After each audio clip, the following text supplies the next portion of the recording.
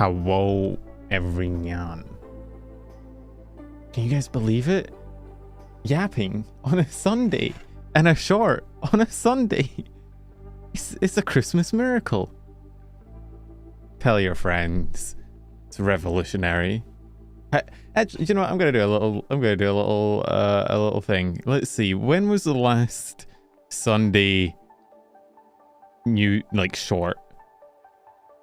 I'm genuinely curious. Nope. Nope.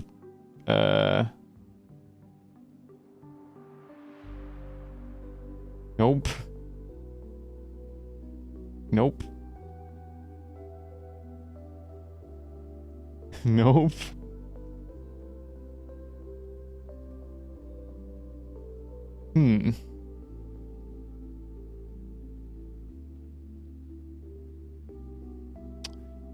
I'm scrolling more than I really should have to here. Oh my god. March 1st?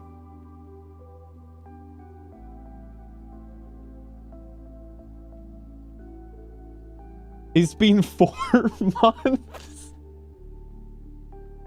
Oh god, I knew I was bad. I didn't realize I was that bad.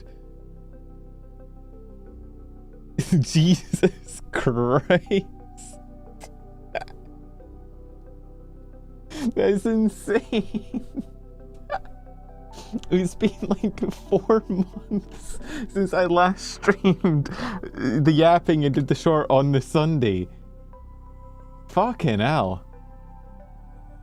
I thought it was like maybe a month. And that was, me being hard on myself. What the fuck?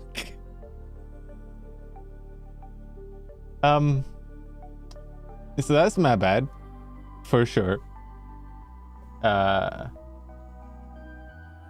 no. I was looking at my analytics. I was like, man, my short average views is going down. I wonder why that is. Yeah, no wonder. I only upload them every 3rd week now. Okay. The thing is, I keep saying I want to lock in, but then I get hit with another bout of sad boy mode, and then I just don't. Hey, Dragon and Dragon. Oh god, ads are on YouTube. YouTube, I'm so sorry. YouTube is getting bombarded with ads. 07. Let me turn those off for you really quick. My bad. Yeah, I've been streaming. I mean, streaming is, a strong word. I've been around. I streamed yesterday. So that's a W. I'm the guru of news. God. Who's... Okay, what's false ID the of news then? False ID is the... Who died? Who... No, I'm not the news lol. Oh my god. You guys see on fucking Twitter the drama that's been going on? I had to fucking go... I ended up on a FNAF wiki trying to look into this fucking drama. I'm not even joking. Apparently people were causing a fuss that a guy made mint, and it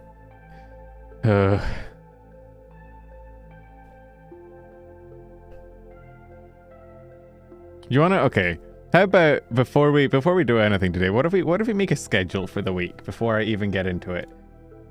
I think that is probably a good idea. Hey Eponymous, what if we just get the schedule out quick, not on Twitter, stay far away from Twitter? Honestly, yeah. Based. Wait, okay. What if we left the starting shit? I'm there. I'm ahead of you. I saw what you were gonna say and I preempted it. Are you embarrassed? Are you embarrassed that I predicted your move like an anime character? You should be. It's simply elementary. Amelia Watson. Okay. Where's my... There you are, YouTube chat. There you go.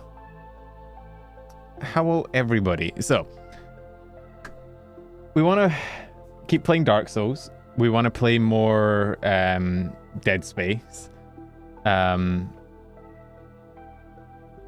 So how about we go back to... We're not going to do the punishment thing, mainly because I like Dead Space and I just kind of want to keep streaming it. So we'll do Dark Souls Thursday. Dead Space Friday again. Do you guys want to do Community Game Saturday again? You wanna run that back? We could run that back. I'm thinking we could Twitter fart purpose something like this happens. I don't want to be bullied off the internet for having a short VTuber Yoshi. Yeah. It's Train Tony Hawk. Oh no, I played it early. I played a early version of it at... Was it last Vexpo or last Offkai? I think it was Offkai. I played an early version of it. It was good. Pico Park 2. Is that what we want? I mean, we could do a poll. So do we want to do Saturday community games, Thursday Dark Souls, Friday Dead Space, Tuesday. Good job with the Big British concert. Thank you. I appreciate that. Everybody kept sending me images and videos of it, and I was like, yeah, I know. I was there. I was in it. And both of you to my Tomodachi Islands. Oh God, don't let me fall in love with anyone. Bro's promising championship level performances after his career-ending injury. The thing is, right, is that if I lock in on a schedule, like I do break my schedule sometimes, but generally I hit like at least three of the streams if I know I'm locked in and I'm doing something at a time. So I'm hoping that I do it and then I turn up to my own events. That's the plan. Hit maybe 2 max, but that's like better than nothing, which is what I normally hit. Okay. What do we want to do on the Tuesday? What before I fucking died? Let's see. We're doing we could do more Enfield actually. I'd be down to run more Enfield.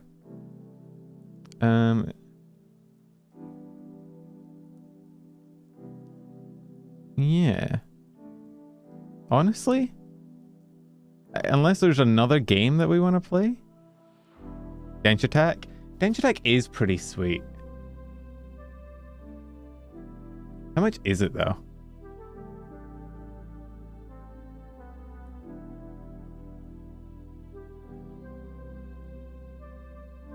I know that I think Rin's a voice in it, right? Like the trees hate me. Oh God, rage game. Rage game. Rage game, why do you make me rage? Rage game.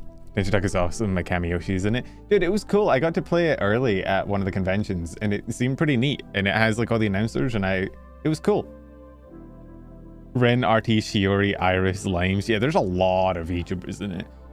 Which makes sense because from what I know, I mean, I think I met the team behind it and I met one of the guys that was like a dev of the game at one of the conventions. So it was like, it's pretty cool. And it seems pretty good. So I'd be down to play it.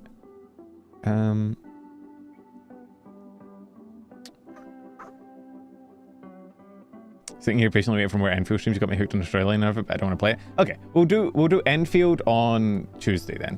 Do Enfield Tuesday, Dark Souls Thursday, Dead Space Friday, and Community Game Saturday. Oh God, my OBS is glitching. It's not used to streaming. It's freaking the fuck out. It's like, bro, what are you doing? This is not what I'm built for. I meant to just sit in the corner of your screen and not do anything for 3 weeks. Wait, Mousy and Connor are in Dench Attack as well? God, they've added more people since I last played it, apparently. Intriguing. Huh. It does seem pretty neat. I know RT's in it. I saw that. RT's pretty cool. RT's like, I've never met the guy, but like I'm friends of him, but I've never actually run into him, but he seems pretty sick. Although I haven't actually seen, like, has YouTube just not been recommending his stuff to me? Oh yeah, he uploaded 4 hours ago. I guess dude, you know what's crazy? YouTube just does that. And it kind of fucks me. 6 p.m. BSC except Sunday. Yeah. What time do you want to do Saturday? I think we could ask peeps what they prefer for community game times, because I know we have some Americans. But we also have the Europeans, so I don't know what time suits everybody best. We also need to decide what game we're playing, so that may be like a community poll. Jot it in for 6, the normal time. And then if people want it moved, we'll shift it, you know.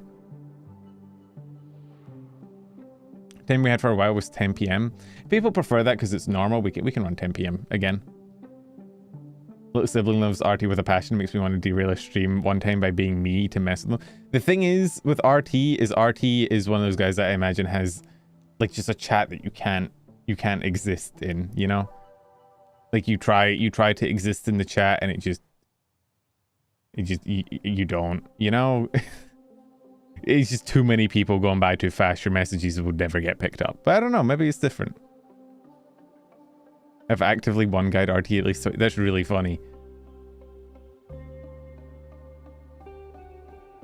Ken is 11 here. That's true. It's maybe a bit late. I don't know. We'll do like a poll in because what we can do is we can ask what games people want to play, and then when we have a list of whoever like wants to play it, we can, you know, we can schedule it in for then. Yeah, I know, Flawed. You only interact with failure. You interact with failure so you can one guy me constantly. I know what I am to you. Don't worry. I'm well aware.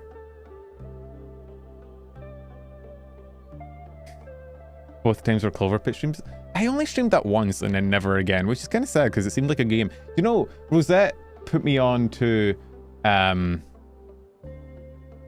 White Knuckle, I think it was, which also looks really cool as like a streaming game. It's like a roguelike where you climb away from something, and that sounds weird, but the gameplay looked like fucking fluid. It looked genuinely pretty interesting. So wait, they dropped DLC for what do you add to a not vending machine, slot machine? That's the one. Wait, they added Plump to Mecha Chameleon. You can be chubby now. W.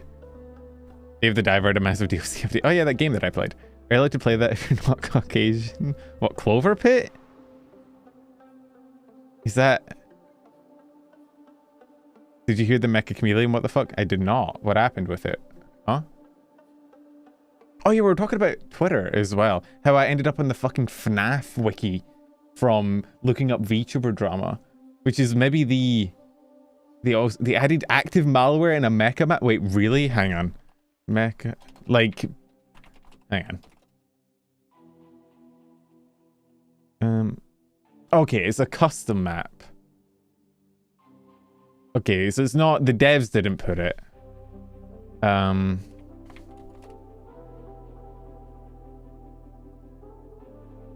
Oh, infected Steam Workshop maps, which led to a total compromise of its official Discord server. What the fuck? I didn't realize you could do that. What? I feel like there should be somebody at Steam, actually, I mean, if you're making workshop content, can you really be accountable for that many, like, possible loop? I don't know. I normally think Steam would have better checks than that, but like, I guess it's kind of hard.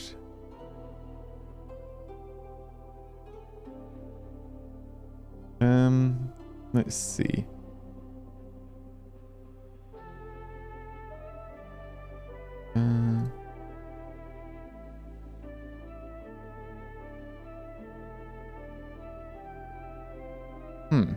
Yeah, you think there'd be things in place to check and balance what files workshop maps can access, but like, hey, what do I know? I'm just a fucking idiot. When are they making female wear? Oh, you know, women are never bad, and therefore making gender equivalent malware would actually be sexist, because you'd be misrepresenting women who are, you know, the best thing since sliced tomatoes. I'm saying that as a guy that does not like tomatoes. Is that weird? I have a really big... I just don't like the taste, man. It's like not a very interesting fact, but I feel like the entire world seems to like tomatoes, and I feel like I'm being gaslit into thinking they're nice. Many games modding the game use running arbitrary codes. When you download anything from the workshop, you're rolling a dice a bit. Yeah, but I mean, at least in my experience, workshop mods tend to be like a bit more restrictive. Like, you don't tend to have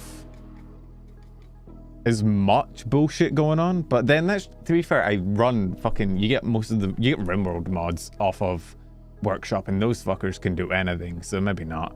I don't know how workshop modding works. It used to be really, really restrictive, and I think it's got a lot looser recently. But oh yeah, dude. Okay, so I looked into, there was a whole thing on Twitter of apparently a guy was getting shit on and called a PDF for liking Maidman, and I was like, what the fuck? Because Maid isn't even like a very childish VTuber, so I was confused and befuddled, and so I tried to look into it, and apparently people really got on this because it seemed like they were an alt account for like a bigger content creator. People were like dunking on them in the quote retweets, kind of absurdly so, like it was a lot, which is weird. People will dunk on someone for things, but the amount was like, this is like personal. So I looked into it to be like, why are people angry at this dude? And apparently they were like in the FNAF community and pissed people the fuck off somehow.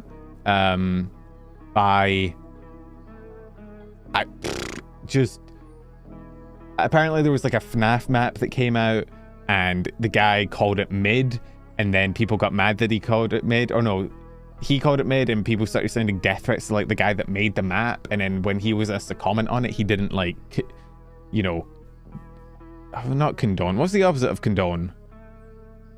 You know what's really stressing me out recently? I've gotten so bad at remembering words. I used to have such a good vocabulary, man. I used to be very, very verbose. But now when I try and think of a word for things, I can't think of them. Condemn, that's the word I was thinking of. Dude, I can also admit, I feel like I'm dumb. Like, I know I'm dumb in a lot of ways, but I feel like I'm dumber than I used to be. I feel like 5 years ago, I was so much quicker and like, I could pick up information and recall it a lot better. I feel like my memory's gone. I feel like I can't remember shit anymore. And I'm, like, I know I'm unk, but I'm not that unk. And I don't know why. I don't know what happened to make my memory so dog shit, but I can't remember words anymore. I can't remember words. I can't remember things that happened. I can't remember things that people have said. I can't remember drama anymore. Like, people will be like, this guy, I did this. And I'm like, who the fuck is that again? Oh yeah, that guy. I don't know, you know, what happened to me. I used to be a promising child. I used to be like a 10th grade reading level at the age of 2. And then apparently I just fell off the fucking wagon. Like, what the fuck? Welcome to the club. Maybe try fixing your sleep schedule. That can't be it. Okay, thanks for the hype train. Wait, what? Okay, what?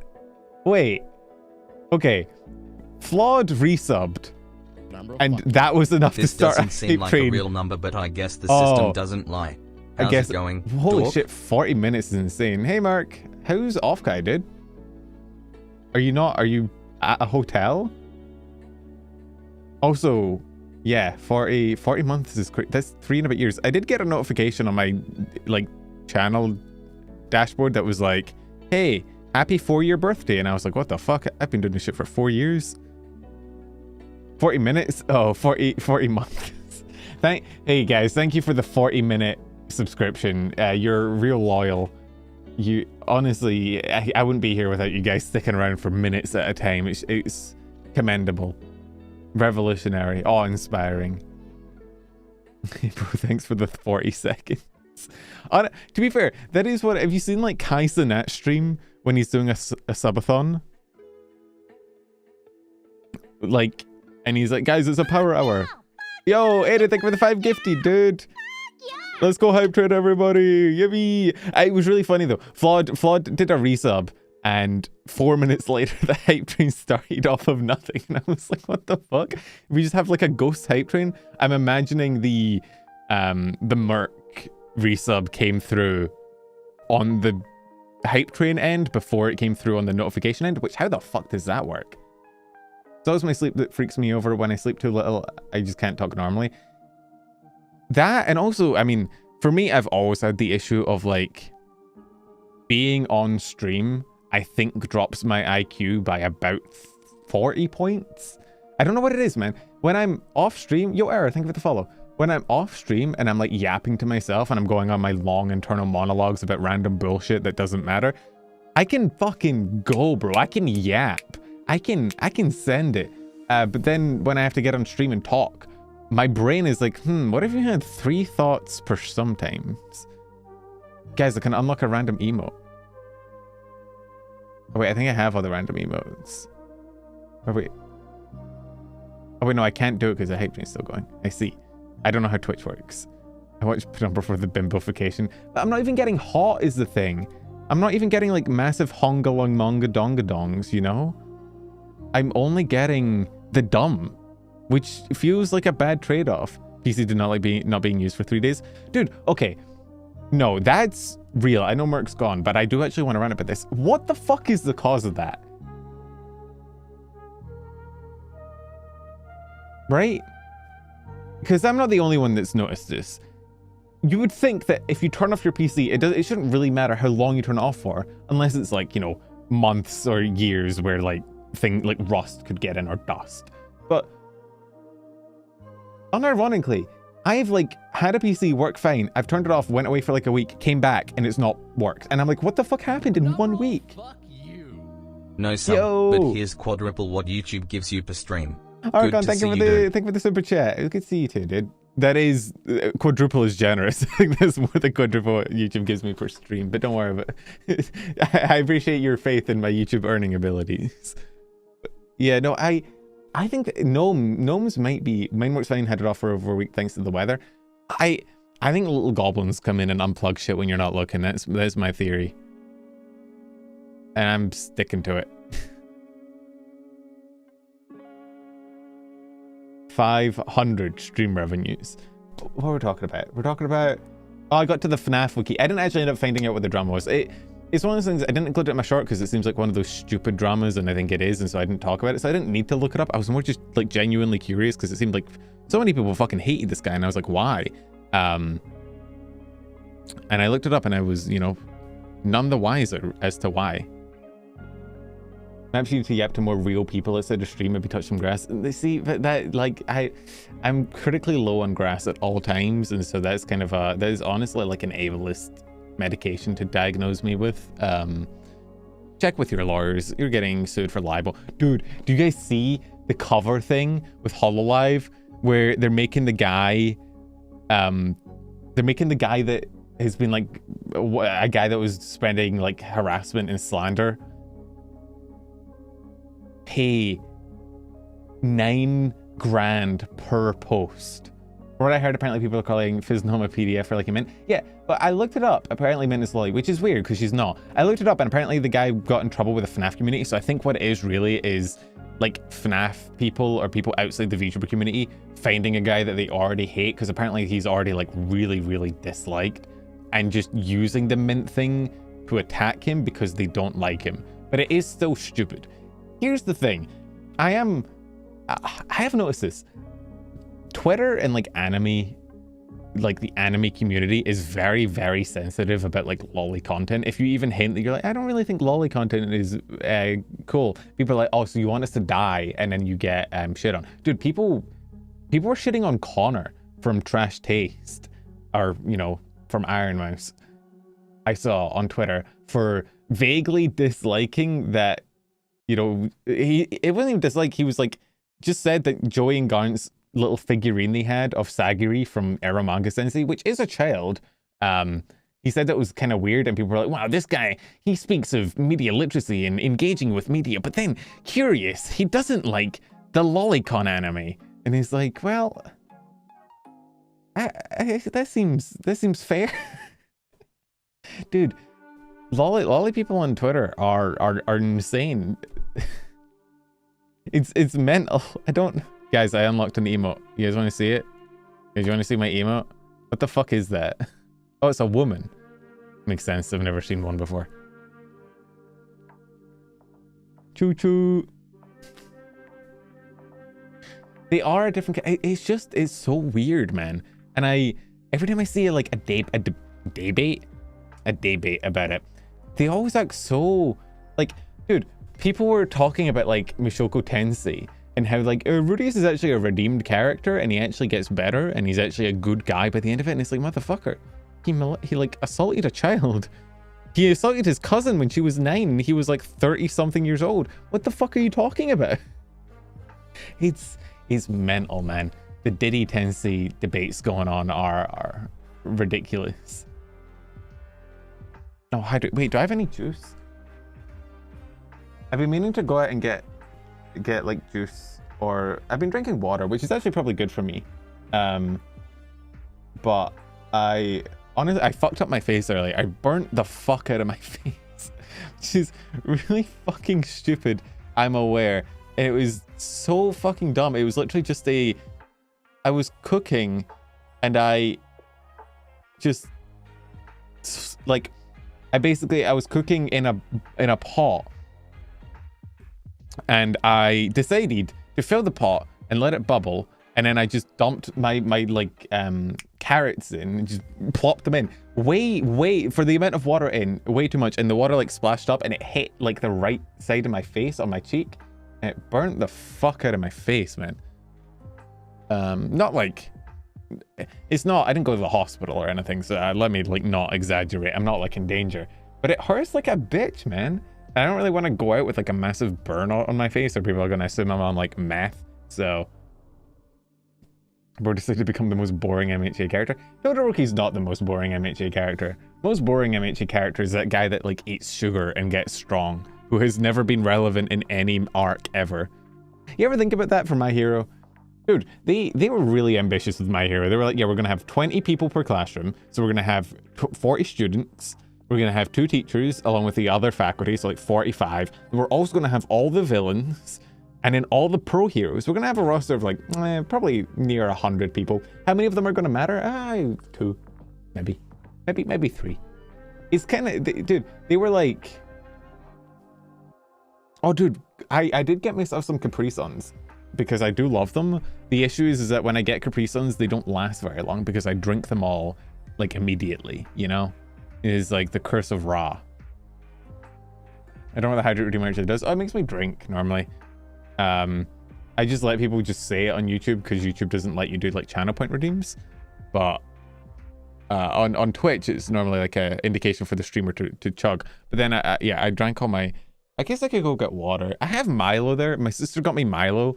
And like, I appreciate the sentiment, but I'm going to piss off every Australian here because I lived in Australia for a while and this is basically sacrilege, but I don't like Milo. I mean, I might try some to see, but I remember not really liking it. It's like just worse chocolate milk, but with like a lot of the good things of chocolate. It's not as sweet, it's weird. I don't like it. Thank you for the brief, fuck you. I will. Did I just get water? We're gonna be boring today. We're gonna get water. I'm not even muting. You guys are gonna hear me walk away. You're gonna hear my feet sneeze on the floor.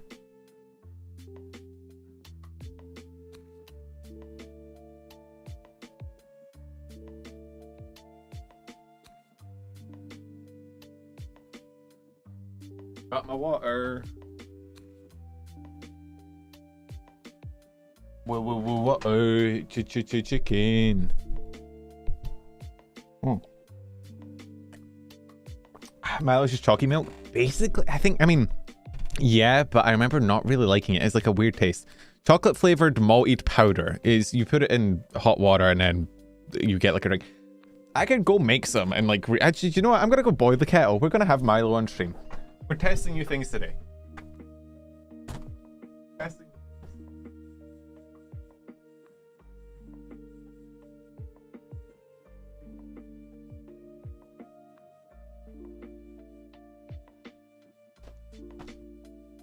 Okay, the kettle's boiling. Like hot chocolate, yeah, but like worse hot chocolate. I don't know. I'll get it and I'll describe the taste whenever, because it's been like probably like 7 years since I had Milo. Also, yeah, no grandma door because it is kind of warm recently. Actually, it's not warm. It's not that warm anymore. I might close the window so people don't hear me talking shit about Milo. You know. I'm okay with them hearing me talk about lolly content on Twitter, but I draw the line at chocolate-flavored beverages. Someone remind me to go get my milk, my chocolate. You don't even put... It's... Okay. I know that powders like that have like powdered milk in them, and so it's basically the same, but I don't really trust like hot chocolate that you put in hot water. It feels wrong. It feels like you should be putting milk. It feels like it shouldn't go into water. It feels like drinking, like having cereal with water, you know? It just feels wrong on a level that I'm not willing to overlook. Depends on the mix. Yo, DJ, drop that track. Haha. Only ever had hot chocolate and water. I mean, I've had it in water. It just feels wrong. It's the cake mix issue. How much can you put into a powder before it stops being the thing that you're powdering, you know? More riddles at 6. Oh my god. Need to add an egg to give you something to... I don't think I want to add egg to my hot chocolate. This sounds like a way to start making cursed eggnog. And dude, oh sorry. I don't know how my brain just clicked onto it. Fuck, do you guys seen Obsession? I watched Obsession today. I was going to tweet about it, but I didn't want people to accuse me of being performative. By being like, guys, Bear's such a bad guy. I didn't want a bunch of fucking Twitter people in my replies being like, wow, you think you're media literate because you know who the villain is? Dude, Obsession is genuinely the most... I watched Obsession and Backrooms today. I was in a very movie mood. Backrooms, I didn't hate, I also didn't love. Is that crazy to say? They kind of turned it into like a monster chase merchant for a bit of it, and I feel like that's the least interesting part about the Backrooms. I feel like the monsters in the Backrooms are the least compelling, interesting part. And so a significant portion of time being attributed to monster chase was kind of a bummer. But you know, I didn't mind it overall. I'd probably give it like a 6 or a 7 out of 10. But Obsession was genuinely like one of the single most uncomfortable, like stomach churning, sickening pieces of media I've watched in like any recent memory. Like, it was rough. It was bad. But not bad, it was amazing. Like, it hit the mark and did what it was trying to do so well. But, God, it's such a... and Bear's such a good villain because he's like a representation of how you can be like a predator and like harmful to women without necessarily being explicitly like... I don't want to say like a douchebag, but that's kind of what I'm going for. If like Bear's obviously the worst. He sucks as a person. He's horrible, but he doesn't have the movie typical chauvinistic guy angle where he outwardly is super like masculine and disrespectful to women and doesn't care what they want and is like a pig. Like, he seems meek and kind of nerdy and almost like a little bit sweet in how he goes about it, and he doesn't seem to have like malicious, like, I don't want to say malicious because he is malicious, but like he didn't really seem to have like hateful intentions towards women, but he doesn't like view the girl that he loves as like a person, and that undercuts a lot of his actions and makes them all horrible because he's basically like puppeting this girl. I would recommend... I've seen Project Hail Mary. I watched Project Hail Mary like 2 months ago. I think I talked about it on stream. I would really, really recommend. I will say, if you have like any sort of history with like sexual abuse, it may be a bit heavy for you. So like, just be aware. Just giving a quick shout out, just in case. He's horrible. I mean, he's just not a great and noble person like a heroic champion. He's just a little bit bad, given too much power over someone else.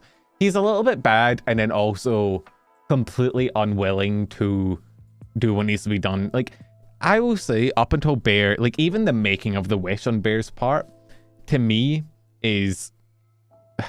It's not good, but it's also not evil. Like, I think it's a fairly common thing in life for people to be like, oh man, I wish my crush liked me back. Oh man, I wish X liked me. Oh man, I wish I could date this person, right? It's not...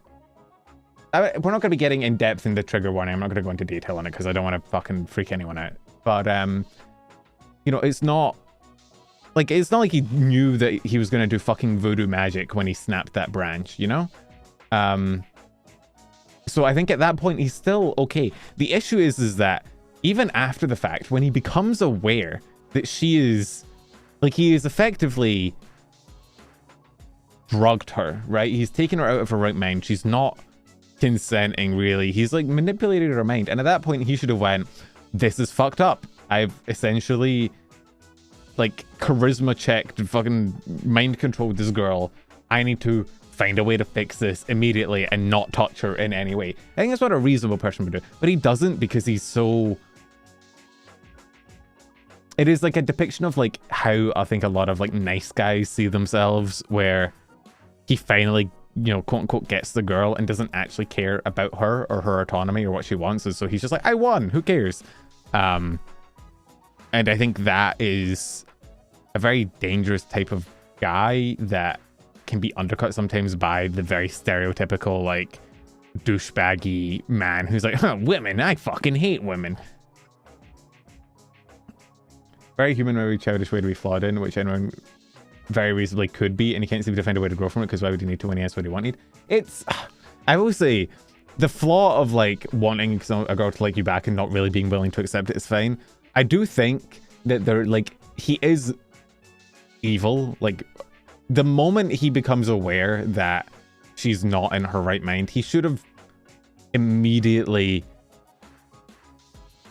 gotten help. And like the rough thing is about the movie, dude, Nikki tries from inside, in the little bit of freedom she gets, she tries to signal to him that she's fucked up, because she believes that her friend would try and help her because he's her friend. But instead he would rather have a suffering, mentally unstable puppet girlfriend than have the real one that doesn't like him. And he's insufferable, and he sucks. But I think he sucks in a way that is very, like, there are guys like Bear around, right? The difference is that they don't get fucking wishing sticks that make them, you know, able to bend the laws of reality to make somebody love them. And they end up just kind of being very bitter and end up thinking that they deserve the women that they want and like that they're owed it. Ended up with this really weird, like, controlling, dismissive attitude towards women. And they can become dangerous. It's how you get... Have you ever... I don't know if you guys have ever watched it. If you want to be... If you want to be really uncomfortable for, like, I don't know, 30 minutes, Moist Critical has a few videos where he basically reads out, like, Reddit posts of people who got insane text messages from people trying to like hit them up, date them, whatever.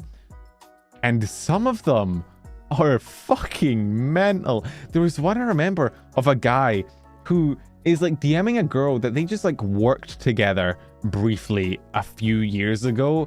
They don't really have a common constant connection, not really like friends or anything.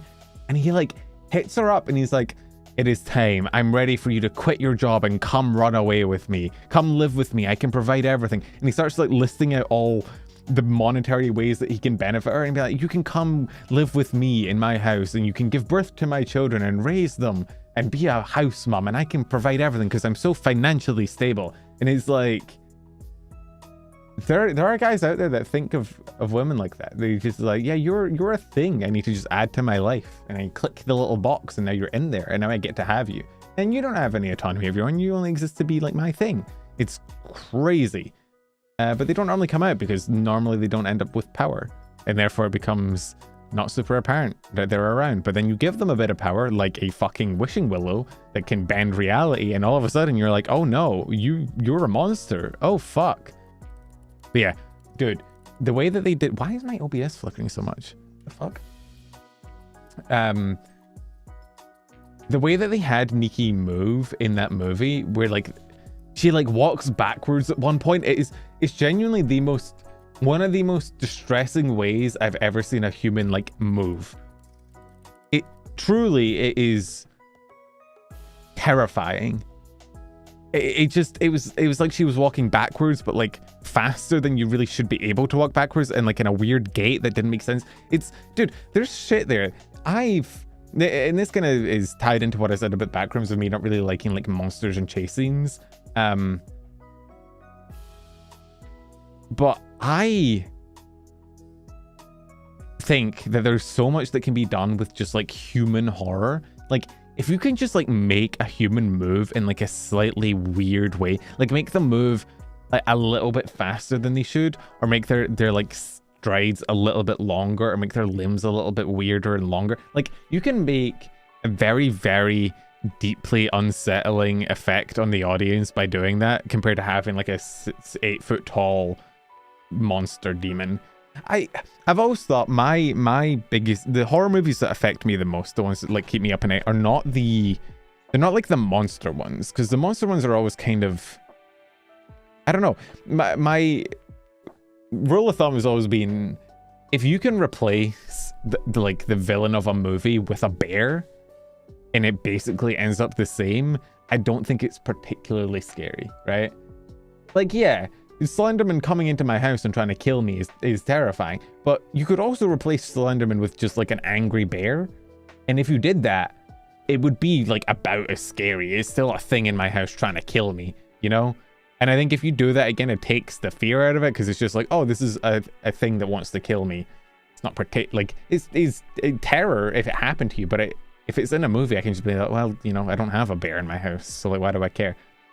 Whereas the human ones, I think, are a lot more terrifying when they depict like humans as like the scary things, and like human motives and human morality. Because I live next to humans. There's humans all around me. There's humans all around everyone. We live in a society, Joker. Like, somebody could just decide to like kill you one day if they wanted, and that's terrifying. So like, if you, I don't know, if you make humans like the actual villain of your movie, I think it makes it a lot scarier, because like, yeah, no, those motherfuckers exist and they suck and they're terrifying.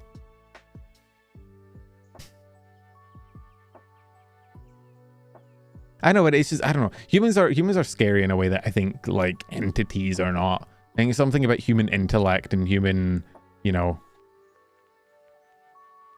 like randomness and how a human can. Dude, I found that I'd started around like really bizarre, terrifying topics, but there was like a serial killer I read about today who like captured a girl, killed her, and then when they sent for the ransom letters, he like opened her eyes and like stitched them and did her makeup and everything to make her look alive for the ransom photo, and sent that in. And the girl was dead. Like, the picture that they sent in for the ransom was she would be dead for like 2 weeks. And he just like made her look alive purely to fuck with the parents to get the ransom. And it's, people are fucked, man. People are fucked. People are weird. People are scary. I think they're scarier than like any entity, cryptid. Oh, the Gobblekin, the Goblinator. And he's like, yeah, fucking, you know, scary. But like, is he that? Like Jason from Friday the 13th. Is Jason scary? That's just a big guy. It's kind of all he is. He's just a big guy. I've met big dudes before. Like, he could kill me as easy as one of them could, I guess. But I don't find him particularly terrifying. It's why I always have like a somewhat disappointed reaction when, if there's like a movie or a series where it seems like the villain is like human based or whatnot, and it turns out to just be like a ghoul, and you're like, oh man, what the fuck. Yeah, I think the one for that for me was like a lot of the what are the games like The Quarry and The Devil Within. A lot of them do that, where it's like you think it's like a humanoid threat, and it turns out to be some sort of like goblin, and you're like, oh, fucking okay, it's not really that scary. You hear that Tippy freaked Recky the fuck out? Wait, what did Tippy do? Like at Offkai? I don't think Tippy was at Offkai. I know I think Rexon was at Offkai. Oh, you went to our meet and greet. Yeah, that'd do it. Dude, I love going to VTubers meet and greets and just be like, hi, yeah, you know me. I'm here. What are you going to do about it? I went to Mama Cookie's meet and greet once. It was great. It was a delight. What other movie? I watched... I watched Obsession. I watched Backrooms. Oh, dude, I've been watching From. I think I talked about this yesterday on stream, but like, dude, From is peak. Or what? I mean, the last season, see, I don't want to spoil it though, because it's not like a movie. A movie you can watch in 2 hours, so I don't really feel bad talking about it, because it's like, you could just fucking go watch it if you want. I don't want to spoil like season 4 of a series that is like 15 hours long, and then you're like, fuck man, you spoiled hour 14 of the 15 hour. But Ah, the last season was so disappointing. Nothing fucking happened.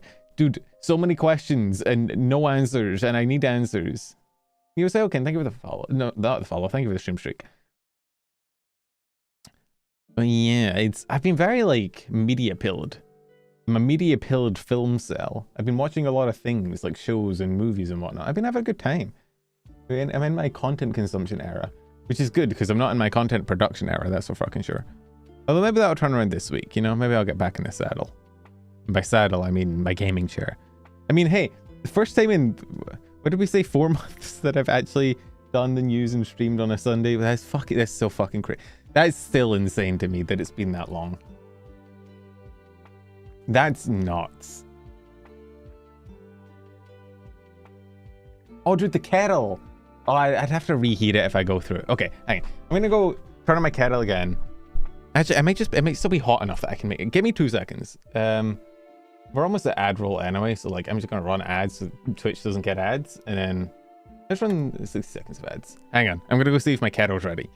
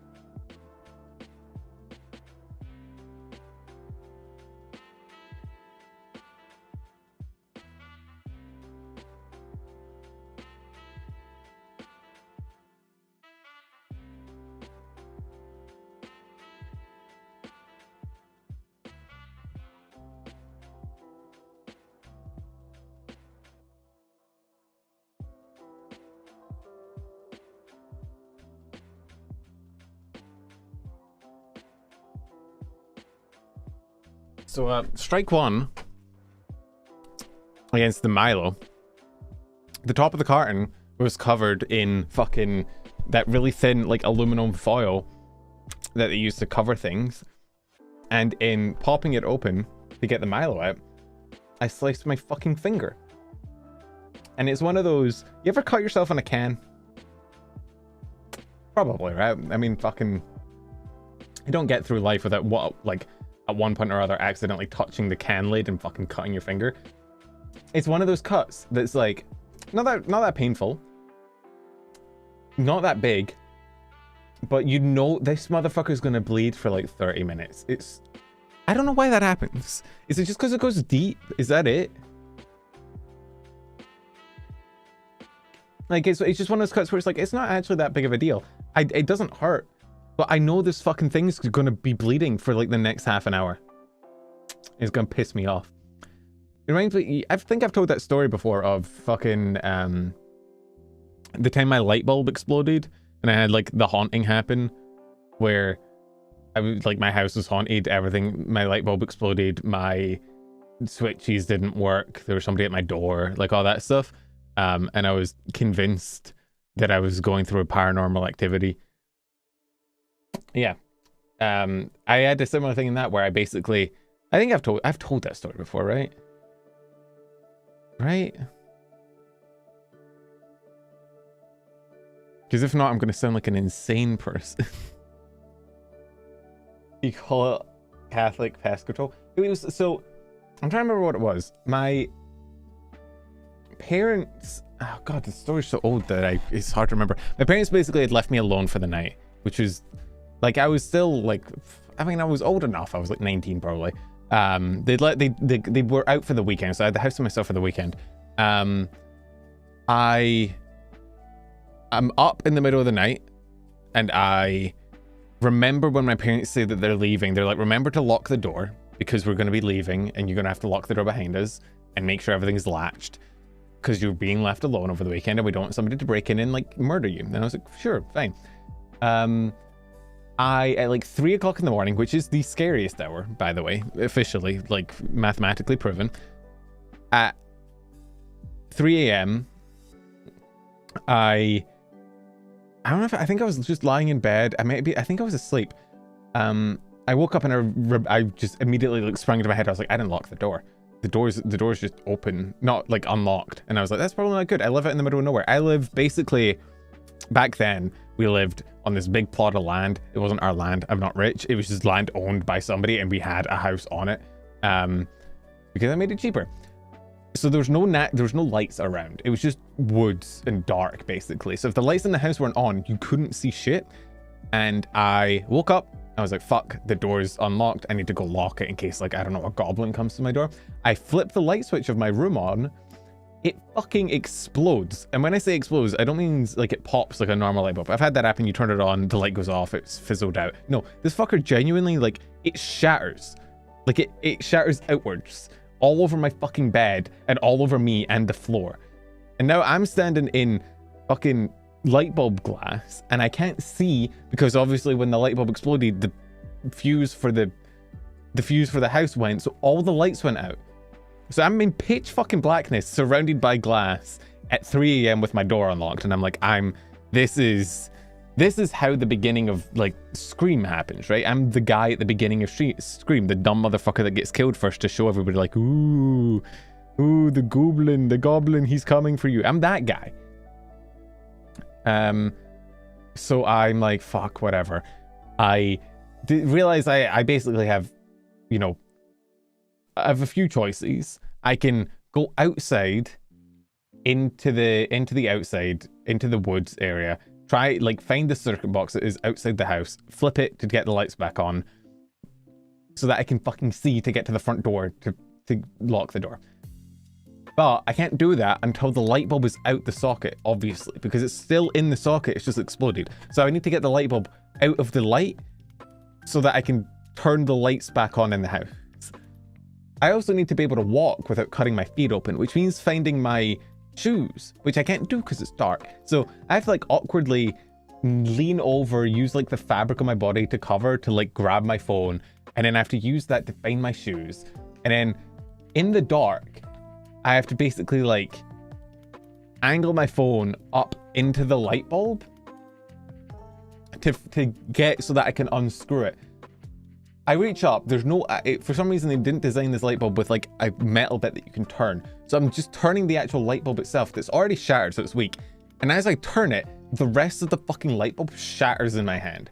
And it just, my entire, like, I think that's, like, the deepest cut I've ever had on my thumb. I have a scar on my thumb from it.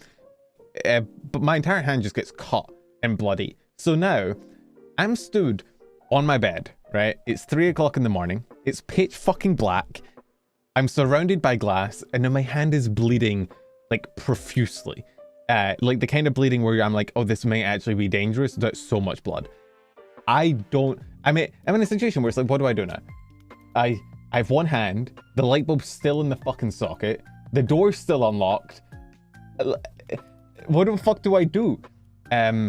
So I jumped down off the bed. Thankfully, I had Crocs in my room, so I'm in my Crocs on top of my bed doing this, and I go into the bathroom and I start washing my hand and putting pressure on it and washing my hand and putting pressure on it, and I'm like, eventually I'll stop, right? There's a part of me that is also like, I am in a horror movie situation. Like, I am already bleeding. It's dark. The door's unlocked. The lights are out. I'm fucked. So I'm like, I'll just put pressure on it until it stops bleeding. This hand keeps bleeding for no joke, I think like 45 minutes. It gets to the point where I give up on like putting pressure on it, and I grab like a piece of tissue and some tape and just fucking roll it as tight as I can to get it to fucking stop bleeding, to like hand fist it. I do look it up. I look it up on the internet on my computer not my computer, my phone, at the time, because I'm like, is it dangerous to... Actually, no, it wasn't my computer. I must have turned the power back on. I think at some point, as my hand was bleeding, I went back and unscrewed the rest of the light bulb and got the power back on.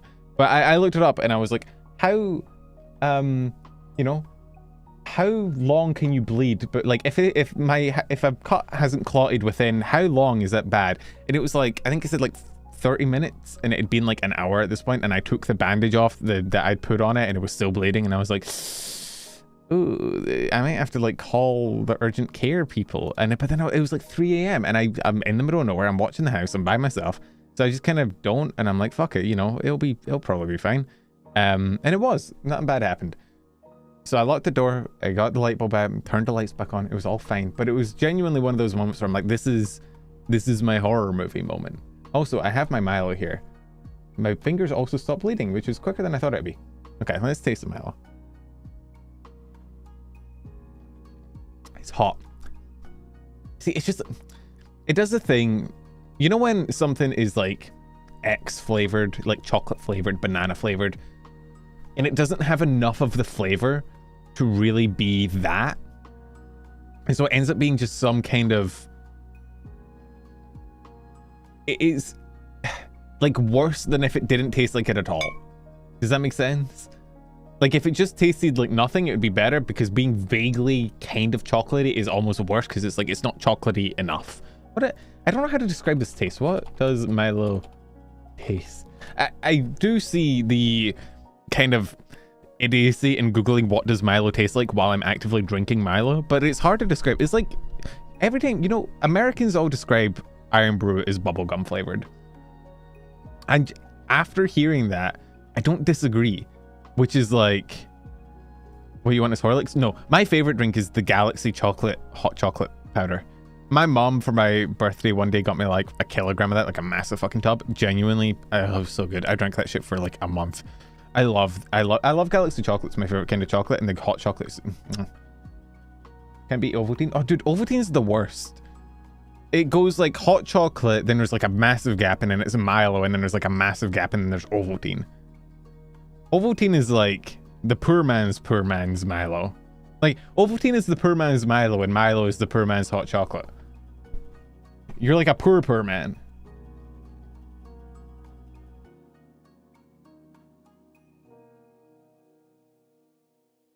Milo without the chocolate really sounds like Horlicks. I've had, what, hang on. Horlicks. I think I've seen this before. I have seen this before. I feel like I remember drinking this and just being like, yeah, this is just like warm milk. Oh yeah, we need to do our dulls. Guys, it's almost 12. If it gets to midnight, we'll miss the dulls of the day. That would be devastating. Can you imagine? You guys would cry. You would cry and you would hate me and you would say, Penumbral. Penumbral, we come here for the dulls. Yo, is that my boy KK Slider? My goat?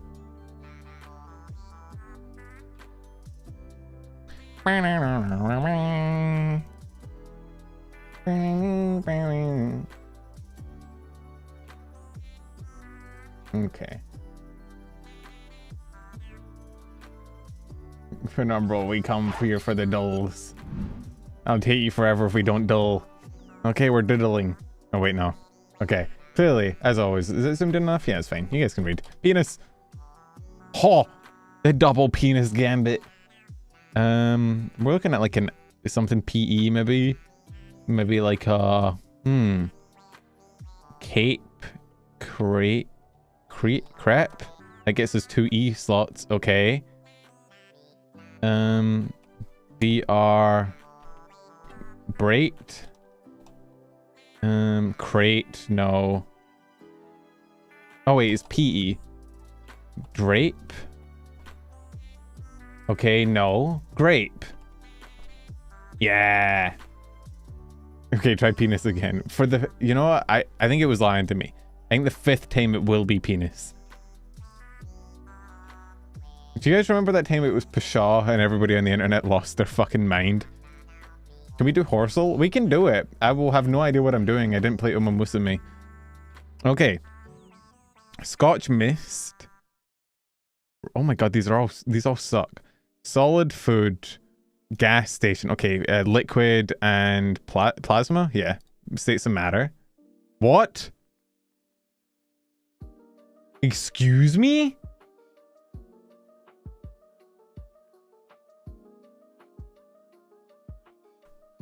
That might be the most shocking, like, 0 I've gotten on. I didn't get 1 away. You have solid, liquid, gas, and plasma, and it's not that. Fuck you, dude. Okay.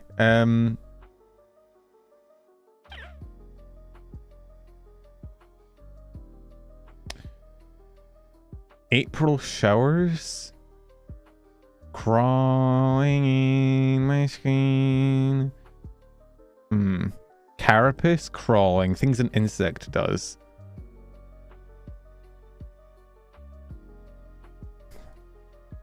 What the fuck is this one? Rowing boat. First words. Liquid sunshine. Rolling over. Rolling, rowing. Okay. Solid food. Pastry crust. Dude, these are the double word ones are always the worst.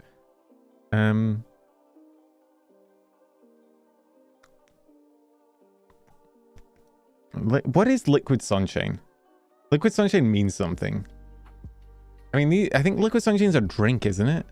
Scotch is a drink.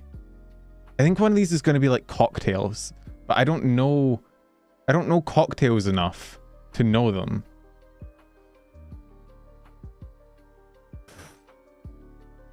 Discman? Like a Walkman? Crawling?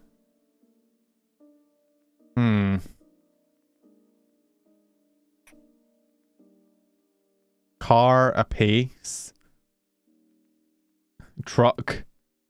Fuck. What the fuck? This is hard, man. This sucks. I can't even get the easy one. I know what carapace is. I mean, okay, if we think of it, pastry crust carapace is like the outside of something.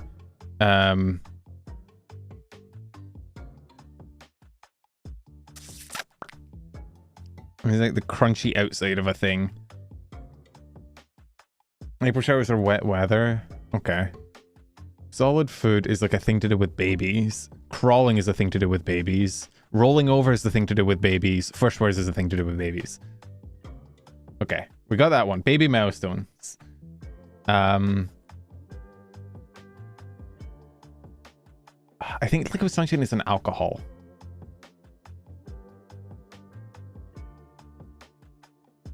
These are all like weathers. Mist, weather, shower, sunshine. Expressions for rain. Okay. I'm Scottish. Never in my fucking life has anybody ever called rain Scotch mist. What the fuck? Oh, so who the hell calls rain liquid sunshine? Okay. Plasma TV. DVD player. BlackBerry. I'm guessing Discman? Outmoded consumer tech. What the fuck is a Discman? Is it like a Walkman? Okay. And then rowing boat carapace. What shell might refer to? Oh, go fuck yourself.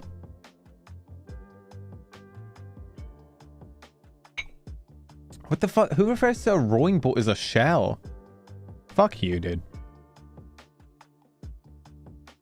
A CD playing Walkman. Oh, yeah, because Walkman play like the little cassette tapes, don't they? Okay, all-knowing. Ooh. The knower. Teacher, maybe? Teaching.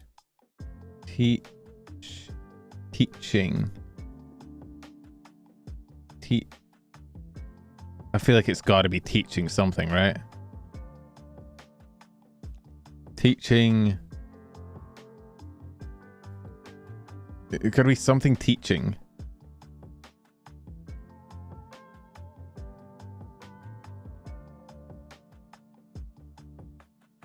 Oh, but then it'd be like ARUU, so maybe not. Oh, authority is here. Oh, okay, authority? All-knowing? Oh, things to do with God? Like a priest, maybe? Nope. Pigs.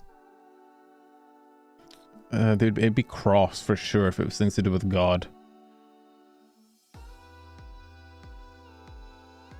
Oh yeah, you're right. Expert is up here. Oh, it's up here somewhere. Oh, there we go. Okay, things like top in their field. Authority, expert, brain, maybe? An authority, an expert, a lead specialist, probably?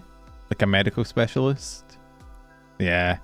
What else do you go see for like all-knowing? Professional. Oh, we still need the spanogram, which is gonna be it's something brain, right? It's gotta be brain. Something brain. Big brain. It's literally fucking big brain. Okay, pundit? Yeah. Oh wait, we have two words, okay. Guru? And... I don't know what a maven is. I'm Googling maven. Oh, it's just a word for expert. I've literally never had that word before in my life.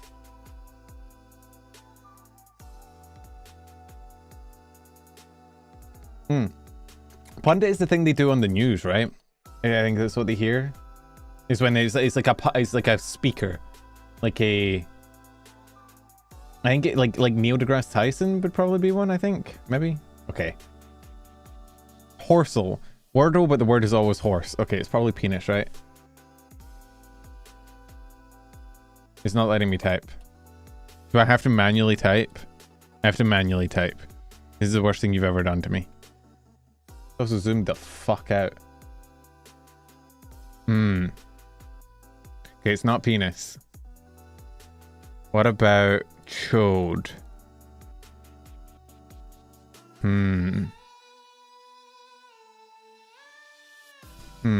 Hey, Kirby. No, I'll get it. Okay, H can't be last. Which means you're looking at like, H. A. Oh, like canoe, maybe? My money's on canoe. I feel like that makes sense. Not canoe.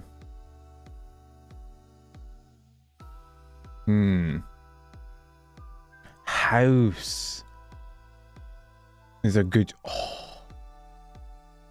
Okay, no, we're close. I'm thinking... I'm thinking hoose. It's racist. That's what we call our houses over here. I'm thinking, actually, you know what? Penis is a good shout. You know what? I'm warming up to this fucking Milo. It's actually not bad.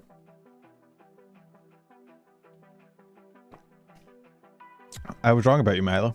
I'm sorry.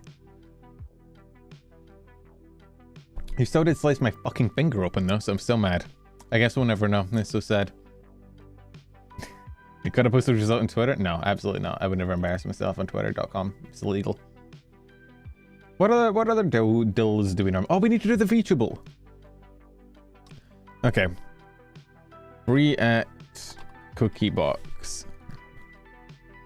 Fuck. Okay, they're active. They're an indie. They are English, female. Debuted after 2020. Not American, British, or well, not the Netherlands. But they do speak English. Maybe looking at like an Australian. Oh yeah, the drop down. Sorry, an Australian like indie VTuber. Elena is a good shout. Okay, not Australian. Oh wait, that's New Zealand. Whoops. After 2021. Okay. I want to get Australia off. We could do Heiko's Bales, but like we know it's not them. We know they're indie. Mammal Fae Folklore Cryptid.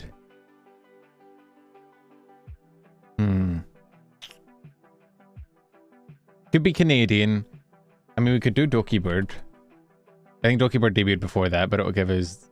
Okay, not Canadian. Oh, they've already added the Wildcard Club. That's kind of impressive.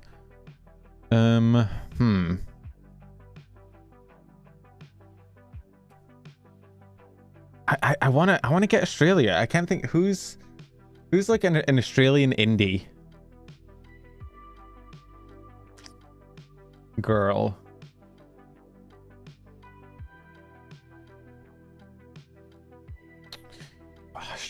Australian indie VTubers.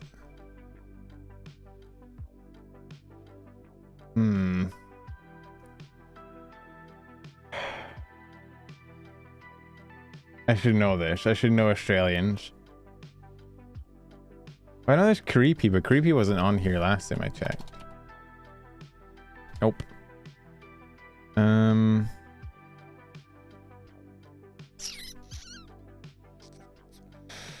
I mean, you could try Japan as well. I mean, honestly, I'm just gonna go for fucking Bay. And then we'll be able to, at least that'll give us a country. It's not Australia. Okay. I'm thinking now Japan. Maybe? Oh my god. How many fucking languages does Bay speak? Jesus Christ.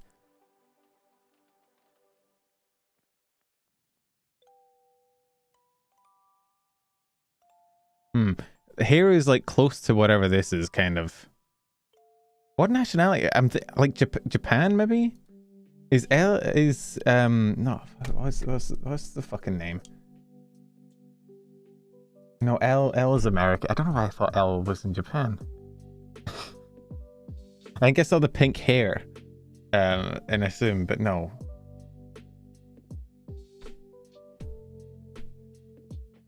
No, Ellie is British.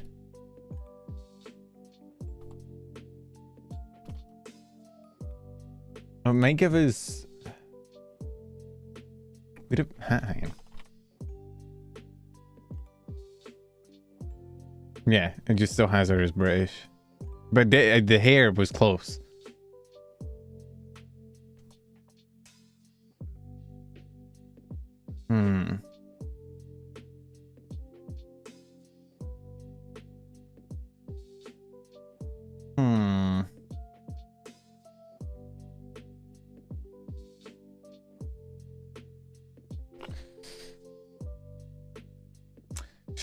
Shy Lily's... Oh no, the subscriber count. They're smaller. They got lower than 103. You can make this hard. You need to find out the additional platform. That is true. They're on YouTube and they're on Twitch, but they're also on more. Okay, yeah, let's try Melody.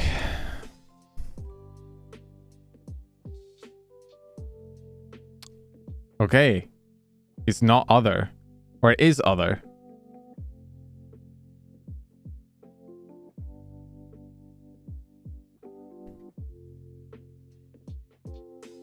Cake? Or does it have irium on this, do you think?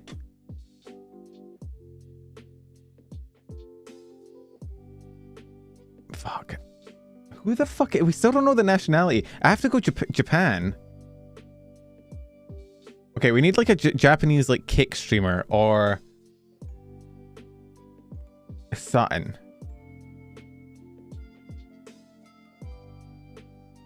I think we maybe need to think less English and more like English is a second language for like maybe a Japanese speaker.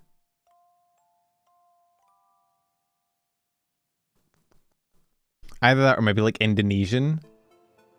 A hint is available. I mean, I can click the hint. Twitter. Twitch, YouTube, and Twitter is the platform. Where the fuck stream? Oh, Kson. Oh no, but Kson would have Vshoujo Former, and that's incorrect. And also Kson has more than 103k subs. Henya would also have Vshoujo Former. This is gonna be hard. The hair is also pretty close.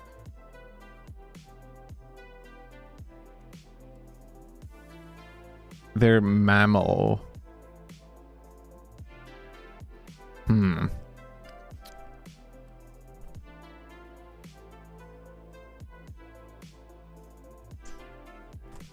Is Umi on here? No.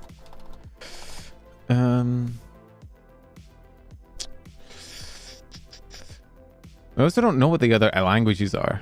Like, we know it's English, but it's not English and Japanese, or not just that.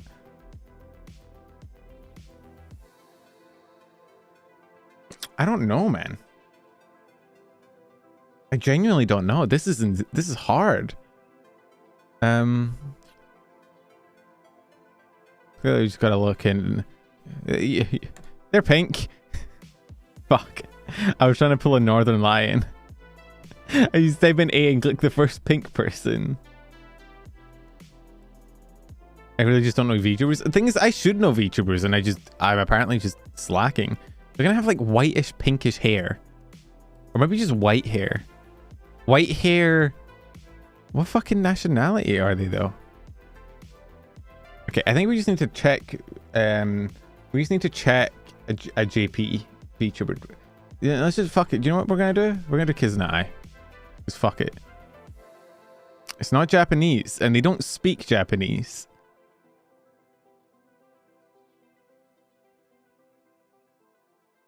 What the fuck? What fucking nationality is this? Indonesian?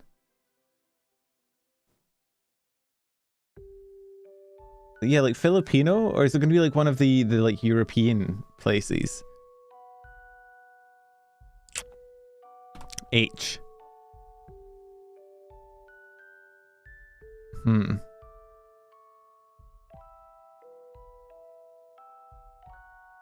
Okay, what have you got me pulling up here?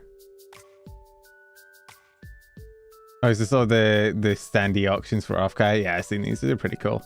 Some of these numbers are crazy. Holy shit. Dude, the big fucking Horf.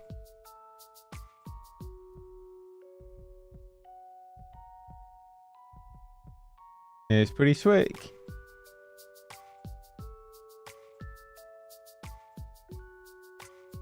Holy shit, Diaz went for over $1,000. Fucking hell. 4.3k for Diaz? Holy shit. What the fuck? Alright, bruh. I see you. I don't know if we're gonna get this VTuber. I don't know if we're I don't know, maybe yeah, graduated. Right. I don't know if we're gonna get this, man. This is hard. Matara would cover languages, but we've covered languages. It's more we just don't know. It's English and something else. Do we know any like Indonesian? Could it be Demi? No, Demi has more subs. The hair color fits though, so you know what? Fuck it. Fuck. Well, we got the Philippines out. We have a hint available. The nationality, Romania. Okay, first of all, I would never have gotten Romania in my life. Who's? Oh, is it is PP Slayer? PP Slayer's Romanian? I should know that. She said cock. There you go. I have a friend who edited for PP Slayer. I should know that, but I don't because I'm dumb. Okay. What other dolls? What other dolls? We did VTuber. We could do Am I the Asshole doll. Alright. Oh, we do need to do the Pokey doll. The Pokey doll. Aaron, why did it censor you? What did you take? What did you say? I can't even see it. It censored you that bad. Normally I can see through the censorship. Anime dolls. The anime dolls get me like my shit deleted. Oh, it's a link, right? Golem. One day it will be Golem, statistically. Zubat. One day it will also be Zubat. Okay, it's a stage 1 blue. We're looking at a Dratini. Oh, it's a monotype. It's not blue. Stage 1 purple. We're looking at a Venonat. No, that's bug poison, isn't it? We're looking at a... Not an Aerodactyl. A Mew? Mew's pink. A Grimer. It's not just purple. I can't... Is Venonat bug poison or is Venonat just... Does it only gain the... No, it's always bug poison, right? No, Butterfree. Okay, stage 1, purple and something else. Poison, not poison, but monotype. Jinx? Jinx could fit. It's purple. Oh, fucking Jinx is Ice Psychic. I'm dumb. Oh, no, Nido is like pure purple, isn't it? I guess it could be. No, that I would say that's pure purple. That's not purple and something else. Nidoking is 3rd stage. It's the 1st stage. Oh, Ekans is a shout because that's purple and yellow.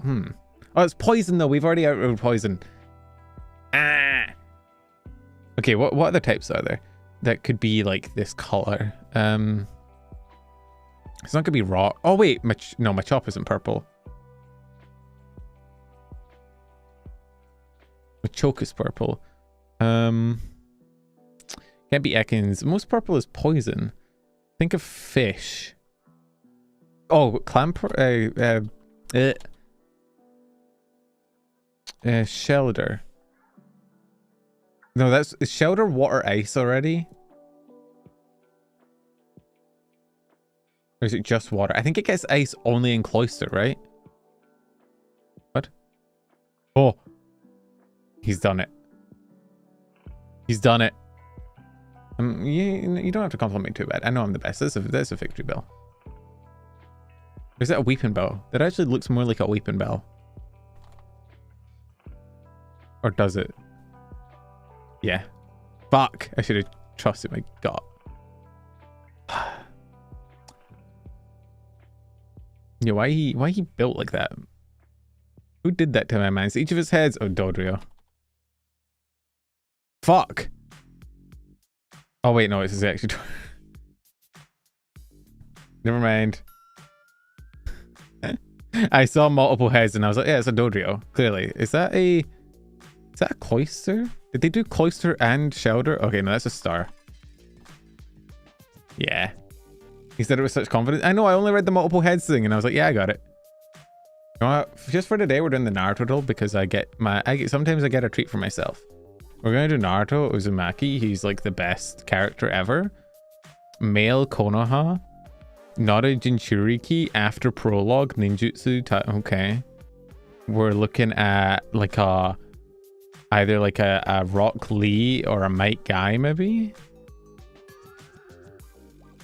Yeah, we're looking at a Rock Lee W. Which character performs this jutsu? That's... Oh, that's fucking Sticky Boy. What's Sticky Boy's name?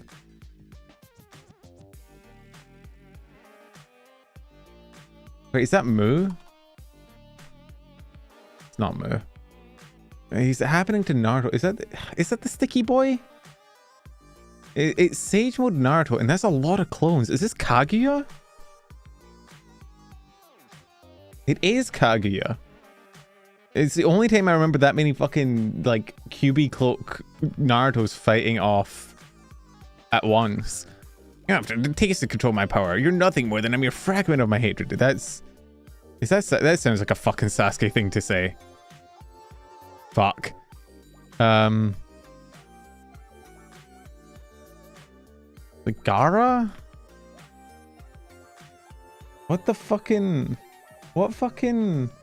What edgy bitch said this? Obito?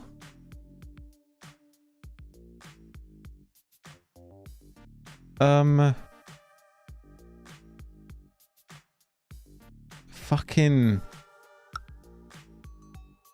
I don't know, dude. Sasuke's brother and Itachi wouldn't freak out like that. Is it one of the Jinchuriki, you think? Big Snake Man? Oh, wait, it could be Kurama. Kurama's actually a shout. Good shout on Kurama, actually. That's Kurama saying it to Naruto in the fucking seal when they're fighting for it. That is an interesting eye, for sure. Is that it's not Jiraiya, I don't think. Oh wait, that's it's not Pac. Not is it Kimimaro? Yeah. There we go. That was easy. I'm so good at Naruto. Balatro? No, I don't know Balatro well enough. I'm terrible. I haven't played Balatro in fucking millennia.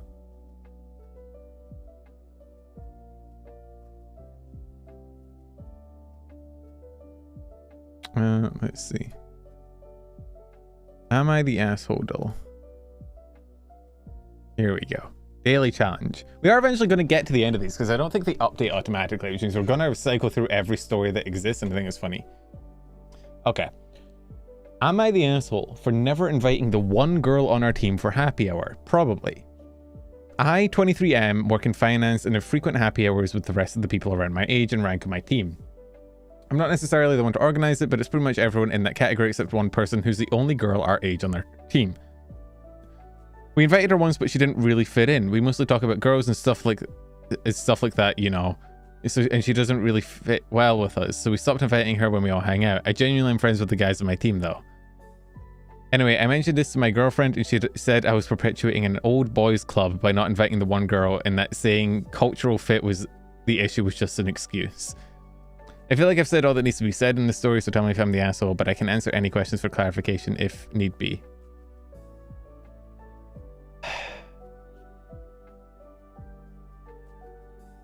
This is hard, though. You are under no obligation to invite anyone to your fucking hangouts, but the moment it encompasses, like, the majority of the work group, there is, like, a weird, like, it becomes exclusionary, you know? If you're inviting everyone but one person in your group, then it is no longer just a friend group. It is the work group with one person excluded. That being said, if... This is weirdly hard, though.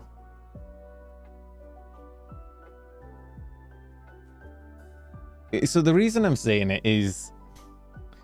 There is no point inviting somebody to a group that they don't gel with, right? It doesn't matter how inclusive you try and be. If somebody is not gelling with the group and is, like, not working, like, inviting them is just going to create friction. My solution would be to fucking talk to her and be like, hey, did you like coming along? Would you like to come along to more? What would you like, you know? But then you run the thing if she says yes and then she doesn't gel, then it becomes like a a thing where like now you kind of have to invite her because she knows it's happening. This is really hard. He did test. He invited her once and he said didn't fit in. But like, you could talk to her about it. I don't know, maybe she likes girls too. She may be down to talk about girls. But like, my two brains are fighting.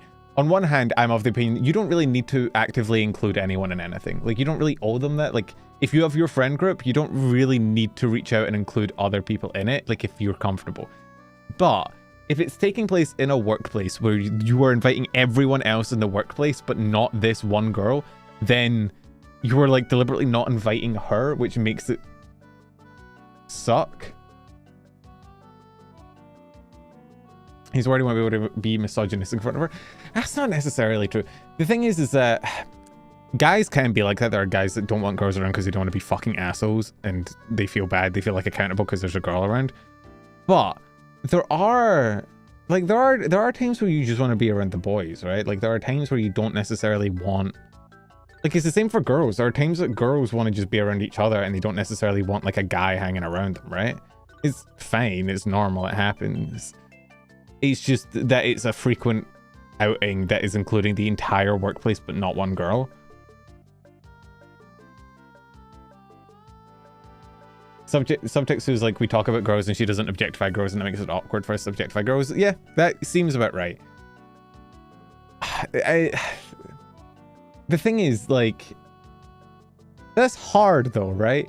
Because like, I think you're a shitty person for speaking about women that way, but I also don't think you should subject a woman to that. You get what I mean? Like, I feel like if these guys are this way, it's probably for the best that they don't invite the girl out, because they're probably like, it is probably going to be hostile. They're not going to get along because they're going to be talking about women in a weird way. No, Reddit's going to say they're the asshole, so I'm going to go YTA because I know that's what they'll say. I'm actually kind of curious what the reply said on this.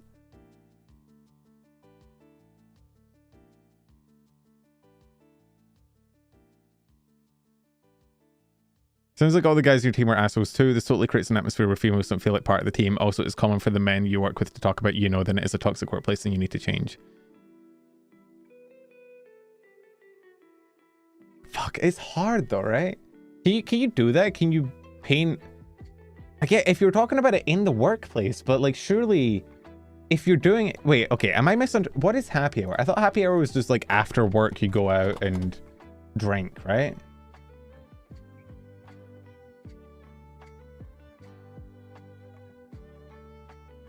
Yeah, it's like an after work thing. There's the work... It would depend on the context of the conversation, but it's also like... Okay, here's my thinking, right? I think this is entirely down to the skewed gender ratio. Let's say, like, if you have 10 people in a workplace and it's 9 guys and 1 girl, and all the guys go out together and they don't invite the one girl, that's fucked up because she's not getting invited. But if it was like more split, let's say it was like 6 guys and 4 girls, if all the guys just decide to go out together, I feel like that's fine. Like, it makes sense that you just want to go out with the boys. It'd be even worse if they throw us at every girl. I disagree.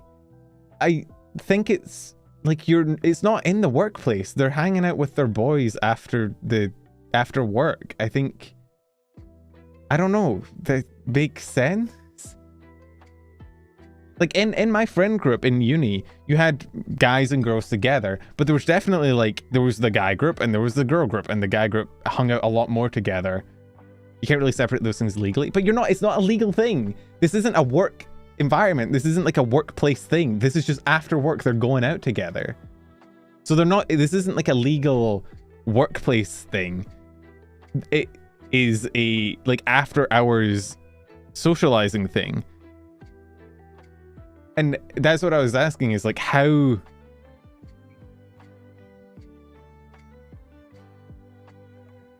I don't know. Yeah, but where do you draw the line on that, right? Is any interaction with your coworkers now team bonding and subject to workplace rules, even if it is entirely outside the... I don't like company bullshit reaching into... I think the moment you leave the company, like you're outside the doors and you're outside your working hours, the company means fucking nothing and it's irrelevant to everything you do. I hate This might just be like a personal thing. I hate it when job shit reaches outside of like the confined space that you put job shit.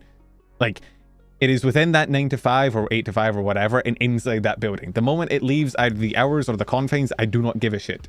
So, in my mind, the moment that you leave the workplace and it is no longer a professional environment, they're only going out together because they work together. Yeah, but the moment they go out together, they're no longer just like going out because they work together. That's what I'm saying. It being the entire team is fucked up, but like if it was more evenly split, I think it'd be less fucked up. I think it's just standing out because there's only one girl. I also think she probably wouldn't enjoy it anyway if these guys sound like the kind of dude bro douchebags that you know, are gonna be objectifying women. It's not evenly split. I know, but it's like, okay.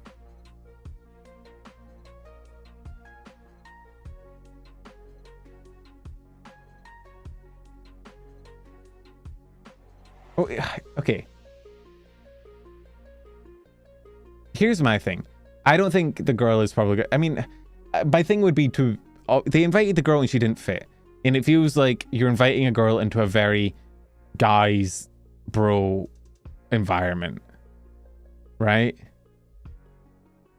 Where she's probably not going to get along. Now, you could talk to her about this, and if she doesn't like it, she can abstain, and then you solve the problem. My issue is that then... I don't know, man. You're trying to push two groups together that aren't gelling for no reason other than you work together. And that feels weird. I think the solution is to talk to her and be like, hey, would you want to come? Would you feel like... It's so fucking weird though, because it's... I don't know. It's one person, then they have to stop with the happy hours, the entire team except her. But that feels bullshit to me because that's not a work consideration. That's just people hanging out after work. At that point, you're not doing a thing with your friends simply because it may, like, you happen to be in a workplace environment. I don't know, like, once you're outside the work, is it a hostile work environment because it's not part of the workplace? You're outside the work. It's nothing to do with your work. The moment it leaks into the work, if there's like favoritism or like, you know, any of that bullshit going on, then it becomes a problem.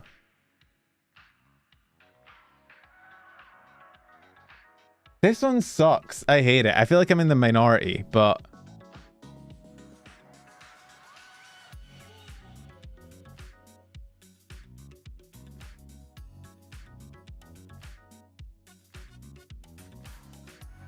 See, okay, here's my thing, right? This is a good point of like, I'm the only one on my team, they still invite me to all the happy hours, we hang out and discuss shit that doesn't revolve around sex and dating. Okay.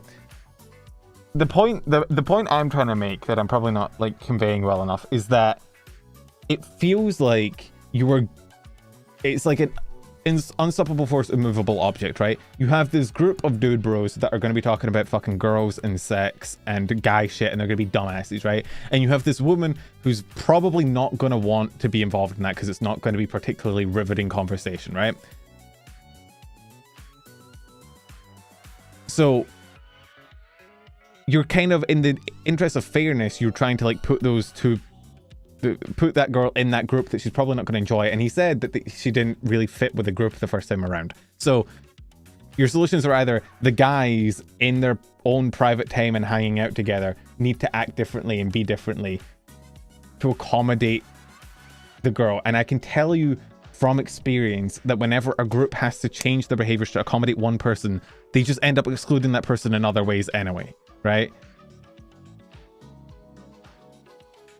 There's one person they're actively making no effort to including in their hangouts. You don't have to...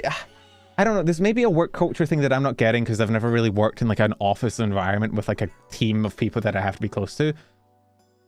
But you can't just include people into groups that people don't want them in. It doesn't matter how much you say that you need to include people and people need to be involved and you should be fair. If people don't want someone in the group and they don't want to hang out with them, You can't just jam them in.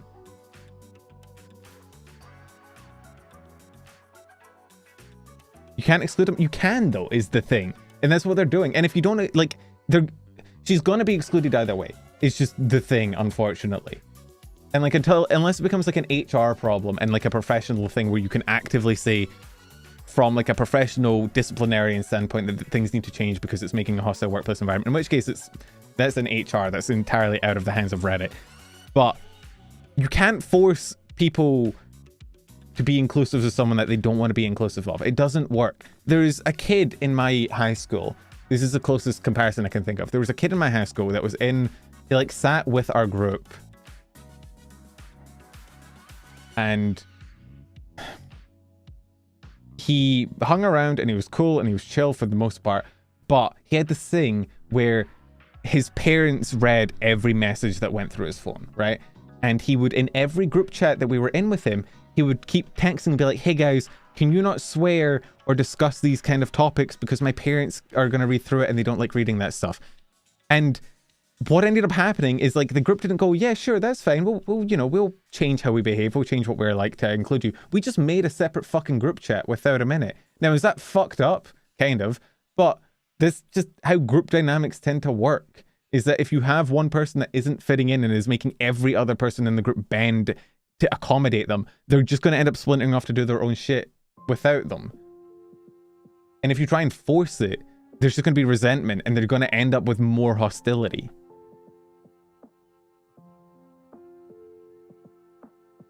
Nails that I'll talk girls at the pub, it's going to be awkward as hell to work around after. I think it also depends on, like, the extent. Like, are you talking about girls like you like? Are you being, like, raging misogynist, in which case, if you're being raging misogynist in private time, you're probably raging misogynist in public time as well, and that is probably already a hostile workplace environment. None of this has been something the girl asked for. But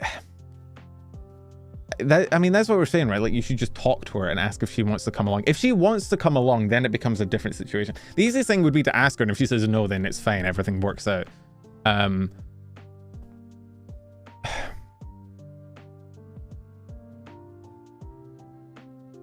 Girl went to one hangout and then never got invited back. Have we asked her? It also depends, though, on the... It depends on how bad the... This is such like an in-person fucking... Like, you would have to see the situation to really understand it. Like, is this a... She didn't mesh well and that the vibes were kind of off? Because that might just be, like, her first time being in the group. Or is this a... She didn't mesh well... All the guys in the team did not like her being there and actively do not want to invite her again. Because it doesn't really matter then if you invite her back with the best of intentions. If everyone else in the group doesn't want her there, she's gonna feel... Like, I feel like you would feel worse getting invited to something where people don't want you around. I've had that happen to me. It sucks to not get invited to things. I had things that I just didn't get invited to. People didn't include me. Like, I know how that feels. It sucks. But it is worse to get invited to something where people don't want you and to feel like you're just getting invited out of pity. That sucks more. Because I could have just been fucking at home by myself chilling. I didn't have to be here. I think this all depends on, like, the extent of what happened. Like, how well does she fit in or not fit in? Like, what is the actual, you know, extent of it?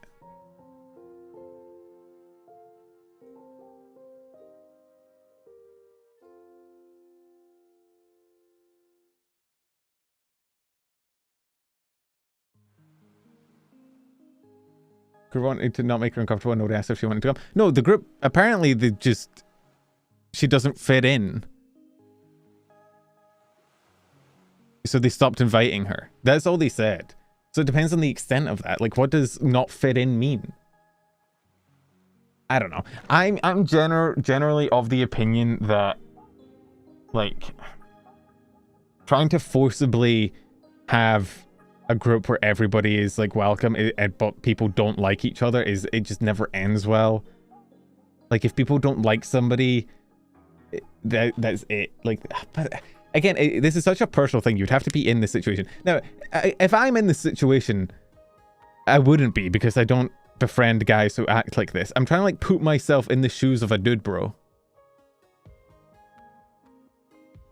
Does workplace law apply outside the workplace?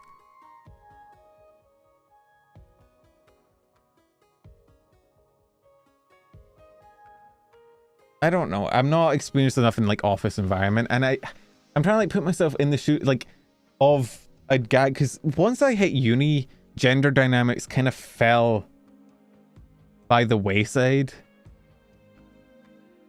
If you're excluding people for protected characteristics, but does that apply outside of the workplace? Surely once you leave the workplace, you're just people, like you're just individuals interacting. No, I don't know how hang on. Does workplace apply outside workplace?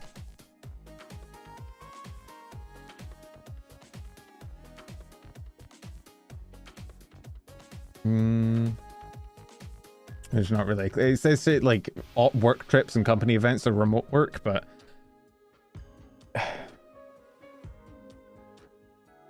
employees interacting outside the workplace can impact workplace dynamics. Yeah, but that, well, I mean, I said that like if it starts to impact the actual in the workplace thing where you're making a hostile workplace there, which it probably inevitably would. I don't know, man. I don't know. I feel like there's no.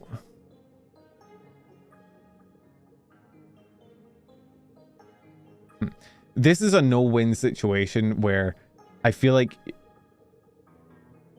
you're not going to change the personality of these guys, and these guys seem like the most typical finance dude bros like ever.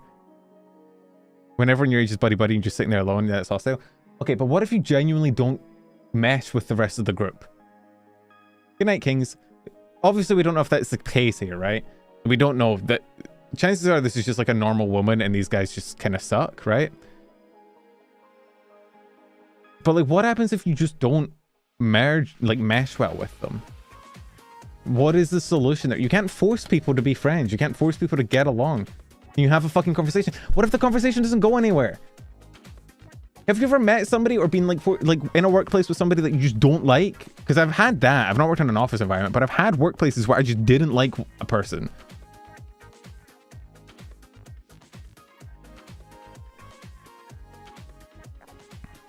You can at least say you fucking tried. I mean, they did invite her out. I don't know, man. It's...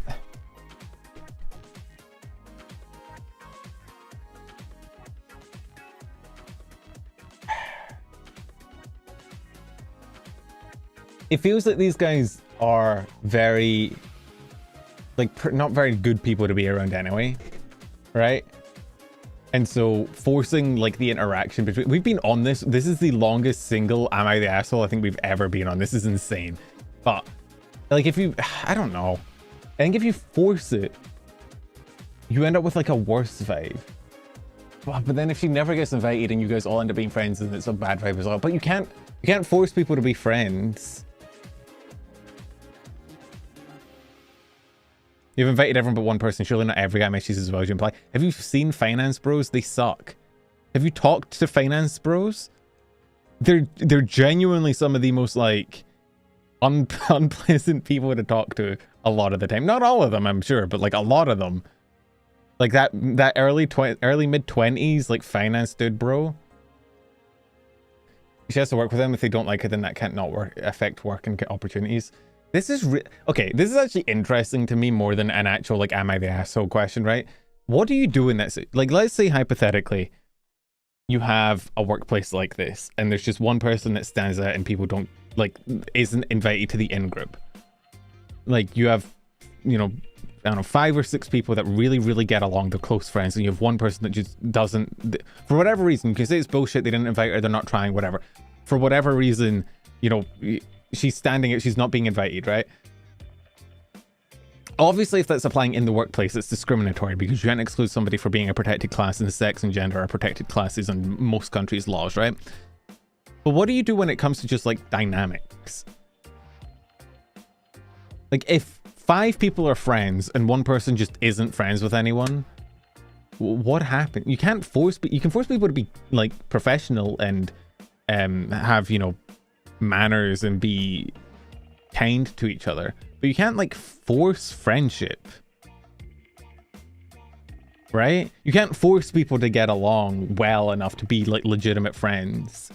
So what do you do in that situation? Do you like, obviously you can't, because like you can't kick out the one person that doesn't fit in for like a billion fucking reasons, but you also like, you kick out the bigger group of people that are all getting along and hope like the new people that shuffle in all get along. I'm glad I've never had to work in like an office environment. Every workplace environment I've been in has been so brief, and like nobody's really caring about connections or like networking, or it's just kind of like you have a few coworkers and you talk to them when you're on shift and then you kind of fuck off, and that's kind of it.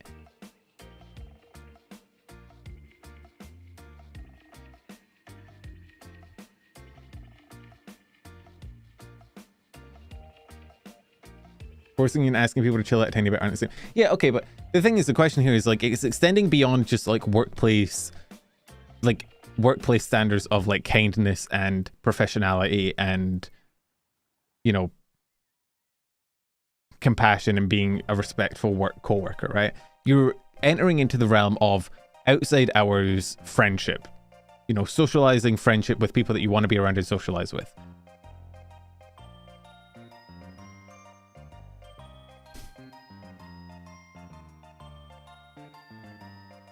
Okay, this is leaving this question, right? Because we've already talked about this question for like 15 billion hours, right? Right, let's say they reach out to her, they talk to her, they try and, you know, they invite her out, they ask her if she wants to come, she comes along more, and it just, they, in their time together, they are dude bros, they don't get along, they're not, like a woman isn't feeling welcome or comfortable there in their private socializing hours, right? At that point, what do you do? Right, it's not affecting the workplace in terms of like they're not acting meanly towards her, they're not being disrespectful. It is purely like an outside hours socializing thing. What happens there?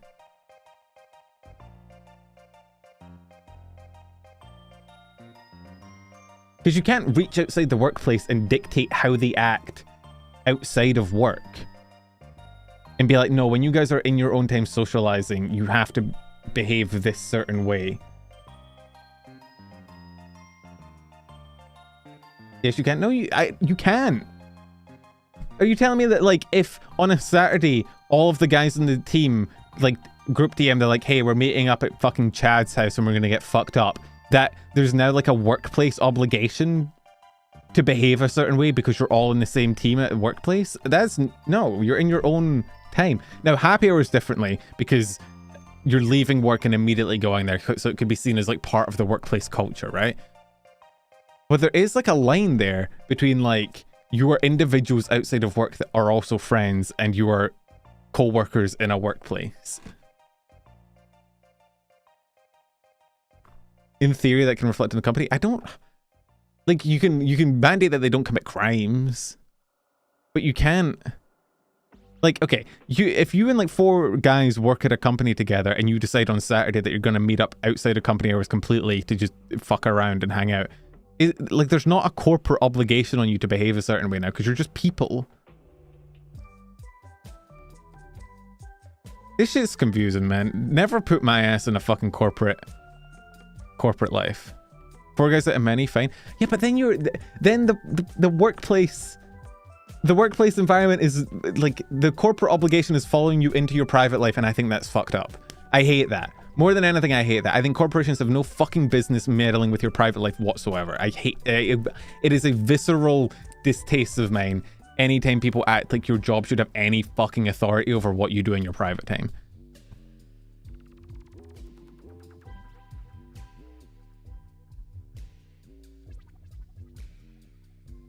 I don't think it is the law. I don't think that there is a law. I think if it affects the workplace, sure. But I don't think there's a law that is like 4 guys hanging out in their own house together have some obligation to change their behavior simply because they work together. Now, if that leaks into the workplace, then you have a case and it could be workplace, like hostile workplace and whatnot. But I don't think there's a law that says that you and your 3 guys, like, just because you work at the same place now have an obligation to behave differently around each other.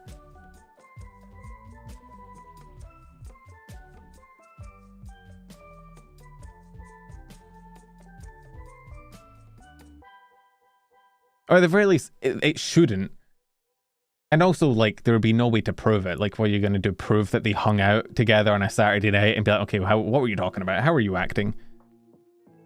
Because, like, that's the thing, right? Like, does it extend everywhere? Like, you know, if you want to go out for bowling on Sunday and you just want to invite the guys on the team, is that also a thing? Because what if you guys are legitimate friends? Also, like, okay, new hypothetical, which isn't the situation, I acknowledge that, but like new hypothetical. Let's say you and like 3 people, it don't have to be guys, don't have to be gendered anymore. You and 3 people have been working at the same company for like 5 fucking years. You're genuine friends outside the company, you hang out all the time. You've known each other for half a decade, you genuinely get along, right? And then they add like a 5th person to your team. And you're cordial to that person, you're friendly to them, you talk to them, you know, interact with them, everything's good. But they're not part of the squad. They've not been here for 5 years. You don't know them that well. You interact with them as friendly as possible, but you're not inviting them to, I don't know, go get fucked up on Sunday night when you're just wanting to hang out with your friends, right? Is that now a problem? Like a thing that you have done as genuine friends outside the workplace, like you would do it even if you weren't working together because you're actual friends. Is there now like an obligation on you to invite another person into your friend group purely because you're working together? I don't know. I don't like workplace shit. I'm very against like work environments and workplace interacting in any way or any capacity with personal social life. Unless however long periods we yapping at this, sewing my blanket back up. Kat's decided that 1 a.m. is the best time to use her closet map or blanket. I'm very sorry. Your blanket has my condolences. This is the most like disagreed we've ever been on a single Am I the Asshole, which is really funny. We've been talking about this shit for like 40 minutes, I think. Team drinks after work is not personal. I know! I made a new hypothetical to talk about the morals behind it and not this explicit fucking situation. That's why I said it's not the same situation and I acknowledge that.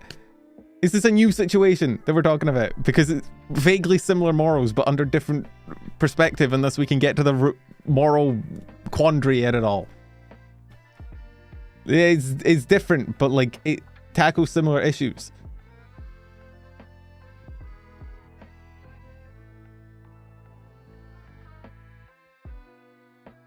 It's definitely a complicated social and heavily vibes-based. That's what I'm saying, man. You'd have to be in there in the group to make like an effective choice.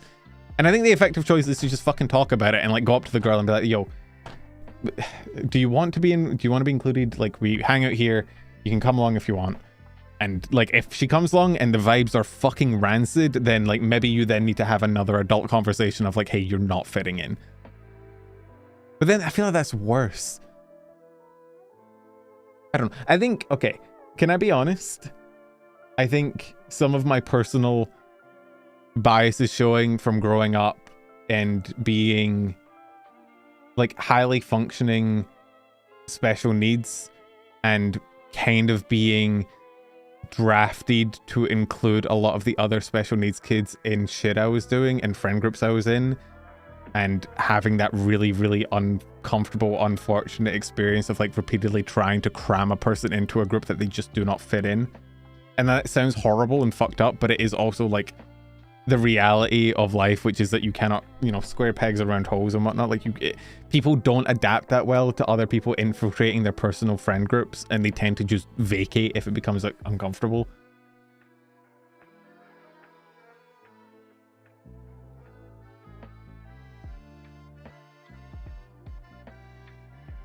I'm not inviting Penumbra to team drinks because he's a VTuber and doesn't mesh with the fleshies. I don't know, man. Like if I joined a workplace and they all went out to drinks and I joined and I didn't really feel like the vibes were there, and then I didn't get invited back, I'd be like, yeah, they probably just didn't fuck with me, and that happens.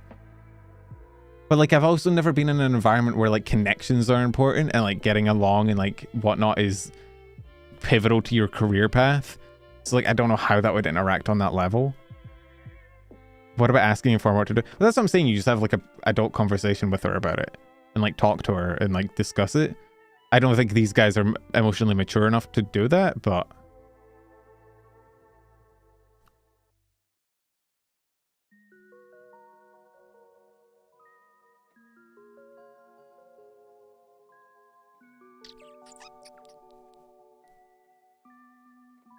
I don't know. Kill all finance bros. Honestly, sure. Like, also, I'm happy. Like, do you want? I just, if I was this girl, I wouldn't want to fucking go to drinks. Fuck, you want to sit around dude bros talking about fucking girls for like 3 hours while they're getting tipsy? And God forbid one of them like hits on you or something. Fuck me, man. I can't picture a worse night for anyone.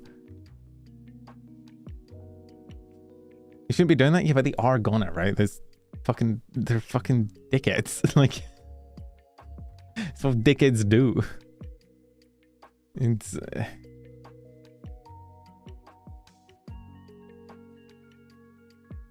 Oh, your head sucked for you. It's just... There was a lot of times growing up being, like, stuck in the half... Because I socialized relatively okay in a lot of high school. I had my problems with my autism and my fucking... all the shit that was going on, right? But I could generally hold down a friend group in all the places I went. You know, I got bullied a lot in different places, but I also like had a group of friends when I moved, because I moved all the time. I moved from Scotland to Australia, from Melbourne to Perth, and then I went up to high school, and then like, so I've had a bunch of different school environments, and I've generally been okay to like hold down a friend group.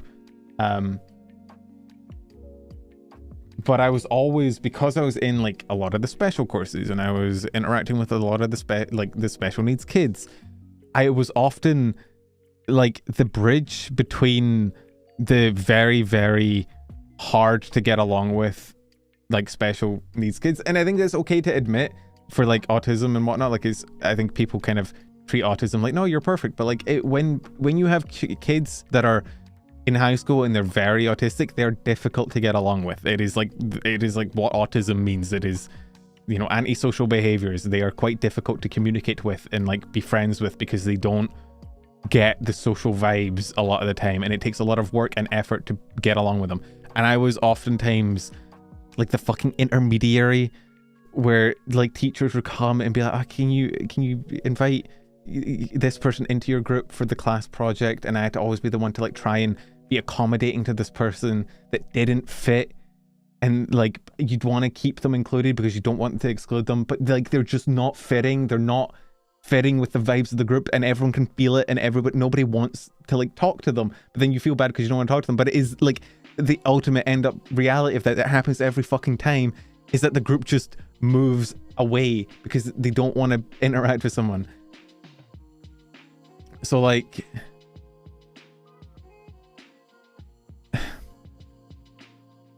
I really, really don't like trying to cram people into groups where the group doesn't want them, because every time it ends badly. And people do the like inclusivity, like you can't exclude people, and it's like sometimes exclusion is better than trying to jam somebody into a group that they're going to feel horrible in because nobody fucking wants them there. And it's really fucking hard to do that without feeling like an asshole. But it's also like, what do you do? Like when you have a heavily autistic kid that talks over everybody, like screams, doesn't let anyone get a point, and is really condescending, really rude, really like genuinely insulting to people, to the point where people get genuinely pissed off at him. Like, how do you include someone like that? How do you keep someone like that in a friend group in the name of inclusivity when everyone in the group fucking doesn't want him there and is very clear about that? Like, what do you, like, it's such a difficult situation to handle, and I've had to fucking handle it so many times, and I hate that entire thing. And I think everyone would just be better off if people just fucked off and like stuck to the groups that they wanted to be in, you know? Every single time I've seen like teachers and parents and like the fucking special needs guides that would follow kids around everywhere, like every time I've seen them try and push people into groups the group didn't want them in, it always ends badly. Like there always ends up with some bullshit happening. And sometimes it's like fucking bullying. Like sometimes the kid ends up just getting harassed and bullied. The kid does need partners for class projects and such. I'm aware.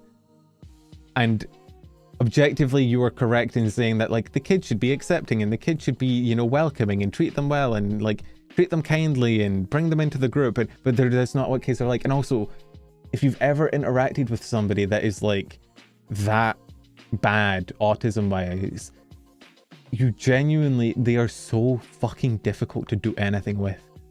They genuinely make you want to fucking tear your hair out. It is like... You ever seen like The Big Bang Theory? You know how Sheldon acts? It's like that, but like more, because there's not like a laugh track in the background and you know, you're not an adult with like the autonomy to fucking walk away. It's... I don't know. I didn't actually realize until right now that this was like a fucking issue for me, that was like a sticking point of my morals, but I guess we're finding out today. Everybody's finding out things today. Apparently this is a sticking point for me. Who would have thought? I feel like I'm in therapy. I feel like I'm in therapy and we've just stumbled upon like... we stumbled upon like a deeply like ingrained thing from my school life that I didn't know was there, and I'm just like, oh fuck, that okay, that's the thing.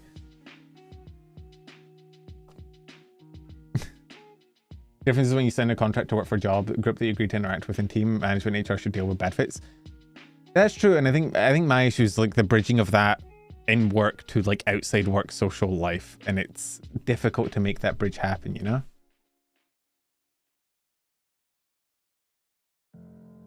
This is the long... How long... Actually, I'm checking. How long have we spent on this one fucking... Am I the asshole? This may be the longest we've ever done. Timestamp second trigger warning. Is it been dead ass? It's been 40 minutes.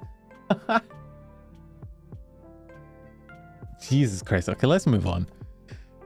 Next post. Hopefully this one's fucking easier. Let's get back on track and get one that we can all agree with.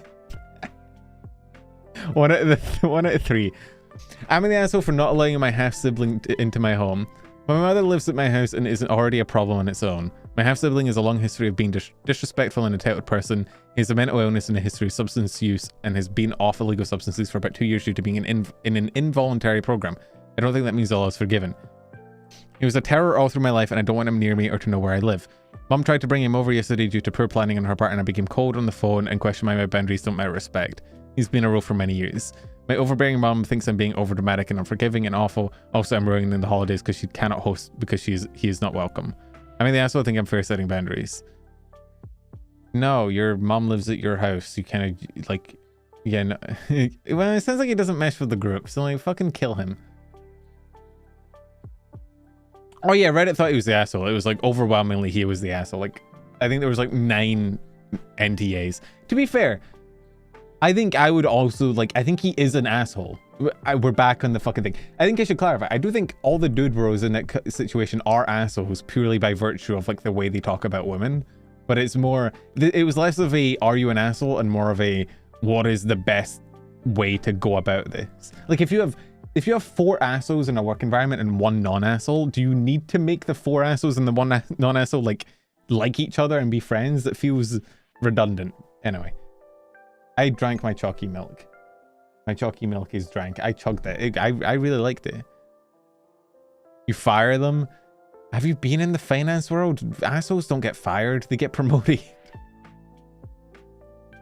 It's the unfortunate reality of workplaces like that. Is the fact that there are 4 assholes and 1 woman probably implies that the 1 woman is the exception and the majority of the office is probably full of assholes. Anyway, no, you're not the asshole, you're fine. It's your house, you should be allowed to determine who fucking comes and goes. Hey guys, an easy one, yippee! I'm in the asshole for telling my girlfriend I would rather kiss her for $100 than kiss the hottest girl I know for $700. Oh no, buddy. Oh, buddy. You fell for one of the classic blunders. No. Dude, this is such a layup of a question. This is such a layup of a... You say, you're the prettiest girl I know, so I'd get $700 either way. It's so easy. It is a fucking home run. She's giving you the alley-oop of the fucking century. Are you telling me you fumbled it? Hang on.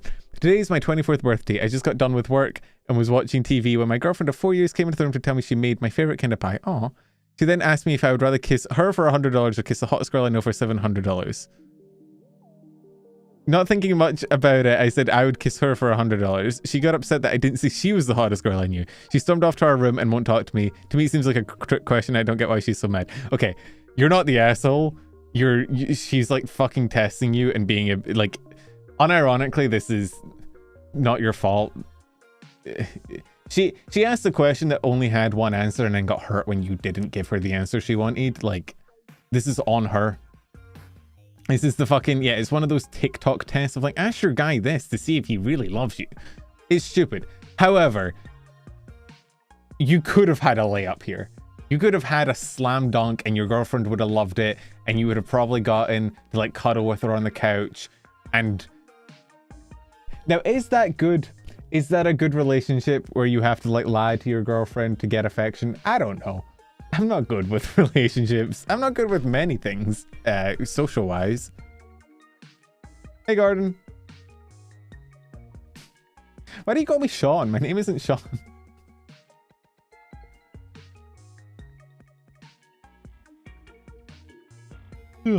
But yeah, no, you could have had a slam dunk, but I mean, I want to see what the Reddit thread says. She tricked you on purpose with a trick question. I mean, okay, she overreacted a bit. Set you up to fail. Says, if my boyfriend wasn't willing to kiss a girl for $700, then let me do it. I need money. Honestly, true. Like, I feel like if I was in a relationship, I would like, oh god, does this mean I'm a cuck? But like, if somebody offered my girlfriend like $1,000 to kiss her, I feel like that's a fair trade. Like, fucking, I'm nothing kiss for 1,000. Like, fucking take that. What do you mean? It's like one of those things where it's like, oh, would you punch your partner for $1 million? Like, babe, if you don't slime me out right now, I'm gonna hit you. Are you kidding me? Punch me right now. I'm kind of into it anyway. It's probably fine.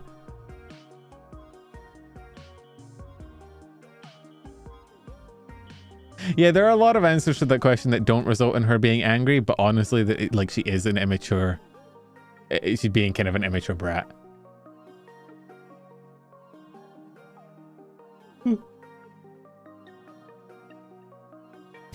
Bro threw in a fun fact. Well, you know, is bonding flawed? I'm trying to get the workplace environment to be, you know, positive. I think she made it so obvious what to say that I don't think she was setting him up. I think she was setting him up in a way of like giving him an answer that a question that only has one answer. This maybe, I feel like this is like the boomer meme, you know, where it's like, you know, you gotta lie to save the missies, you know, like when she asks if she looks good in an outfit, you always say yes. Is it weird that I feel like that aspect of relationships is kind of fucked? Like, this is why I don't think I would do well in a relationship. I feel like for me, the most important thing that you can have in a partner in like a relationship, right, is genuine truth. Like, they are the one person that you can be 100% honest with, 100% open. You can tell them what you actually think and feel when you normally can't tell everyone what you actually think and feel, because you know there's love between you and there's connection between you enough that it can kind of withstand anything. You don't have to worry about like, oh, if I minorly offend them, they may fuck off and I never see them again. Like, you have so much trust in each other that you can afford to be brutally honest sometimes. And so to me, the whole like relationship thing of you kind of have to like lie to your partner to keep them happy by telling them what they want to hear when they ask you questions, it's always been kind of fucked up to me. I've never really liked it. Now, that being said, if a girl asked me if what she was wearing was good, I would say yes, but that's because I have no fashion sense and it probably looks better than anything I could figure out, right? But then I've been in situations like that, not with partners, but with friends where like they've asked me something and I've been like, oh, you're not gonna like the answer, and then I just lie. And I feel like my ideal relationship would be someone that I didn't feel the need to do that with. But then you have like the weird trade-off, right? Because you have the trade-off of, yeah, you trust them enough that like you can afford to be honest with them, but also you love them more and therefore you don't want to hurt them more, and therefore your desire to be honest goes down because you don't want to hurt them. Hey, Omer. People are weird, man. You ever thought about, I've been thinking about that recently, do you ever think you've had like a genuine connection with somebody? Like somebody that you can be 100% fully, genuinely open with. Like you can tell them anything, you can be honest with them and like say entirely what you mean and think and feel.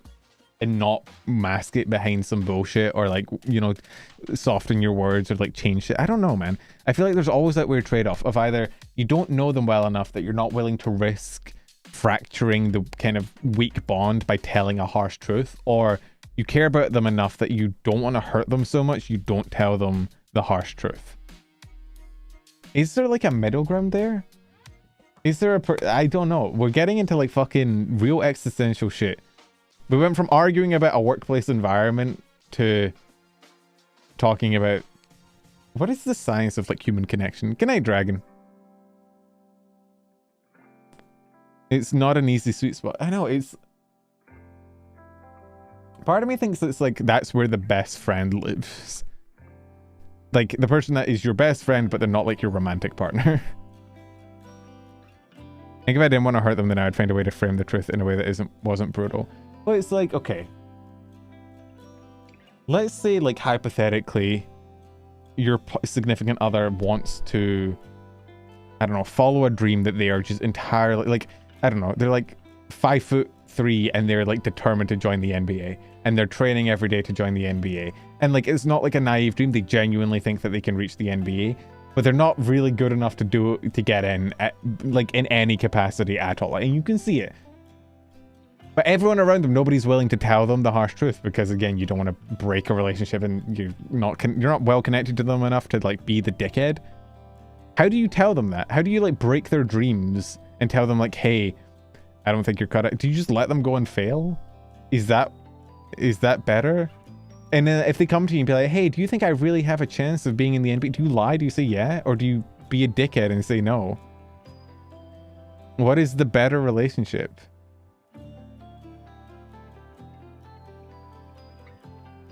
I feel like every like friendship or like relationship or whatever I've had on that scale, I've always pussied out of telling like the genuine truth because I didn't want to hurt the other person.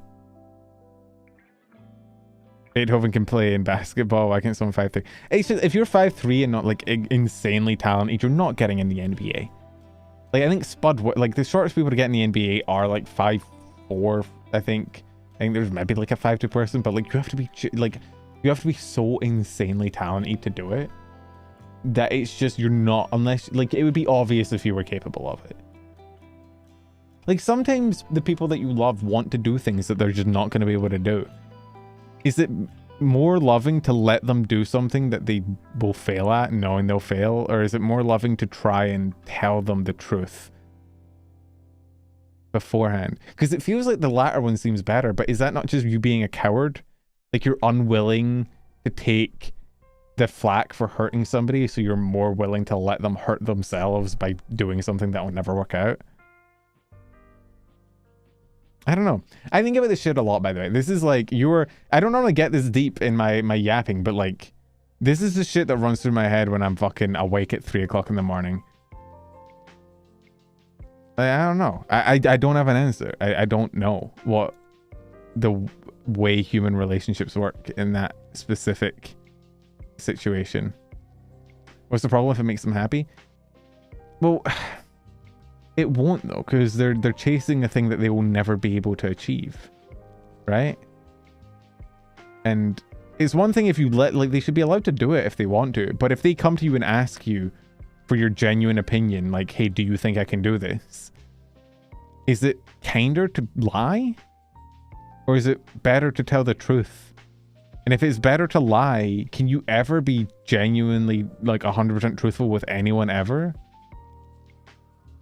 I don't know. That's what I'm saying. I feel like there's like this weird scale of care versus like connection, where the more connection you have with somebody, the more willing you are to tell the truth because you know that your relationship can handle it, and you're more willing, like, you know, you want what's best for them more, and so you're more willing to do things that might hurt them short term to better them long term. But you also care about them more. And because you care about them more, you're less willing to hurt them because you care about them. What is the sweet spot there? What is the, I don't know, is there one? Is there ever a relationship where you will ever fully just never lie to the other person? ever, even if it hurts them. Shit's deep, man. Relationships are hard. I'm telling my doubts, but you're allowed to disregard them. It's your life, you can do whatever you want with it. That's true, but conventionally people don't really take well to that, right? Like if you had a partner and you came to them with your dream, you were like, I want to do this, and they were like, you're not going to be able to do that, it's not going to work out. You would feel crushed. That's like your person. They're meant to support you. They're meant to be there for you, right? Like it's fucked up of them to just like assume that you can't do something before you've tried. But also reality isn't really nice a lot of the time, and sometimes you like, I don't know. Humans are so fucking complicated, man. You know?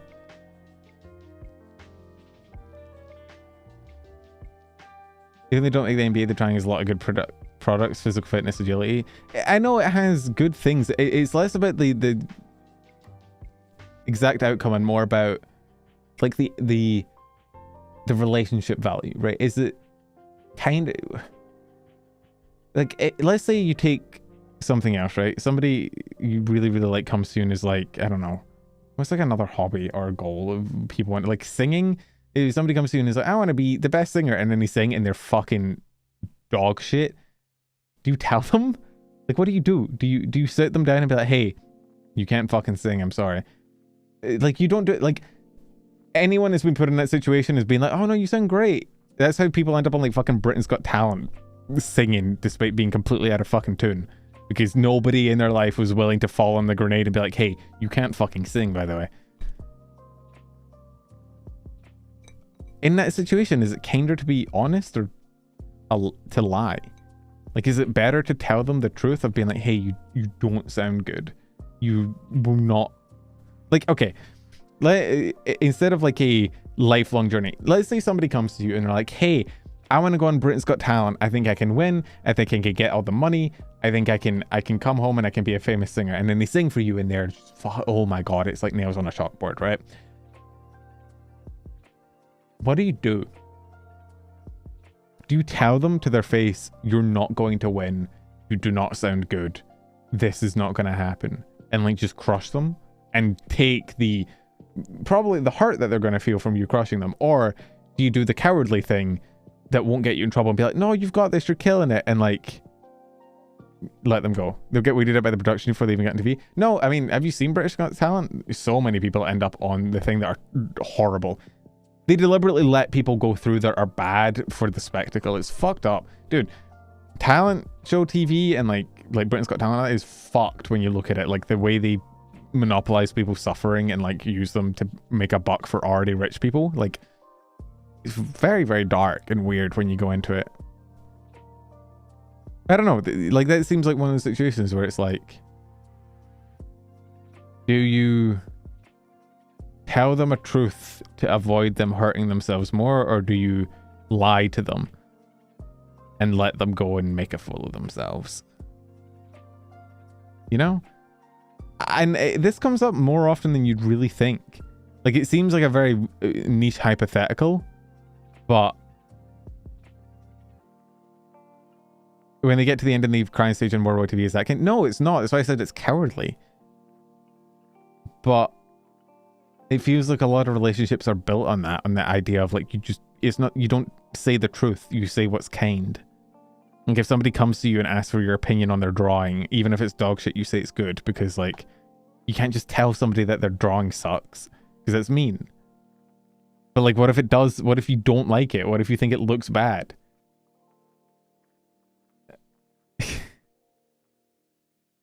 I don't know. People are hard, man. People are really fucking hard. And this is such a niche like thing to talk about, and I don't know how we got here, but like, it comes up a lot. There are a lot of times in my life where I've been like, man, this person, I have a genuine opinion that they're not gonna like. Do I tell them my actual opinion, what I actually think about their situation, knowing that they won't like it? Or do I tell them what they want to hear and like the nice convenient answer that is not going to ruffle feathers, knowing that it's not genuine and it's not actually going to help them long term, but it gets me out of the way? it means I don't have any culpability. I don't have any social difficulties. I can just kind of fuck off and do my own thing. Like, that's the option I take a lot of the time, and I don't know if it's good or not. Because if I went around to all of my friends constantly being like, that sucks, that's not gonna work, I don't think that's right, like, I'd be a dick. But so I end up just going around telling everybody that everything's great all the time, and I feel like that's worse. But anyway, fuck, do you know what? We're gonna raid out. We've been here for too long. I'm getting too existential. I'm getting way too existential. How did we get here, man? This shit's crazy. You know what? Rosette's live. Let's raid Rosette. Rosette was there yesterday for the tournament, so we're gonna raid Rosette. People, get ready to go say hi to the vampire lady. Please be nice to the vampire lady. She's a good friend of mine, and she was there for me when everybody else was at fucking off-kai. So like, she's moved up quite a lot in my esteem. This is fun. I'm sorry. I don't know, dude. I'm sorry. We got like really like deep into the weeds today. I don't know why. I'm feeling a certain type of way apparently tonight. I'm feeling fairly like pontificating. But like, hey, it was fun. Nobody's fucking live on YouTube for me to raid into. I'm not gonna raid Nimi. Absolutely not. Are you kidding me? Are you insane? What's wrong with you? Why would I tend to get drunk and exclude someone? Yeah, this is where I outed myself as a fucking misogynist. Don't let Reddit get a hold of this stream, alright? It stays between us. My dog shit opinions are for this stream only. We're excluding everyone else. Nobody else gets to see my dog shit opinions, alright?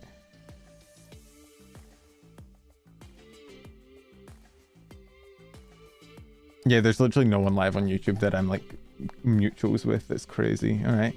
YouTube, no raid for you guys, I'm sorry. But yeah.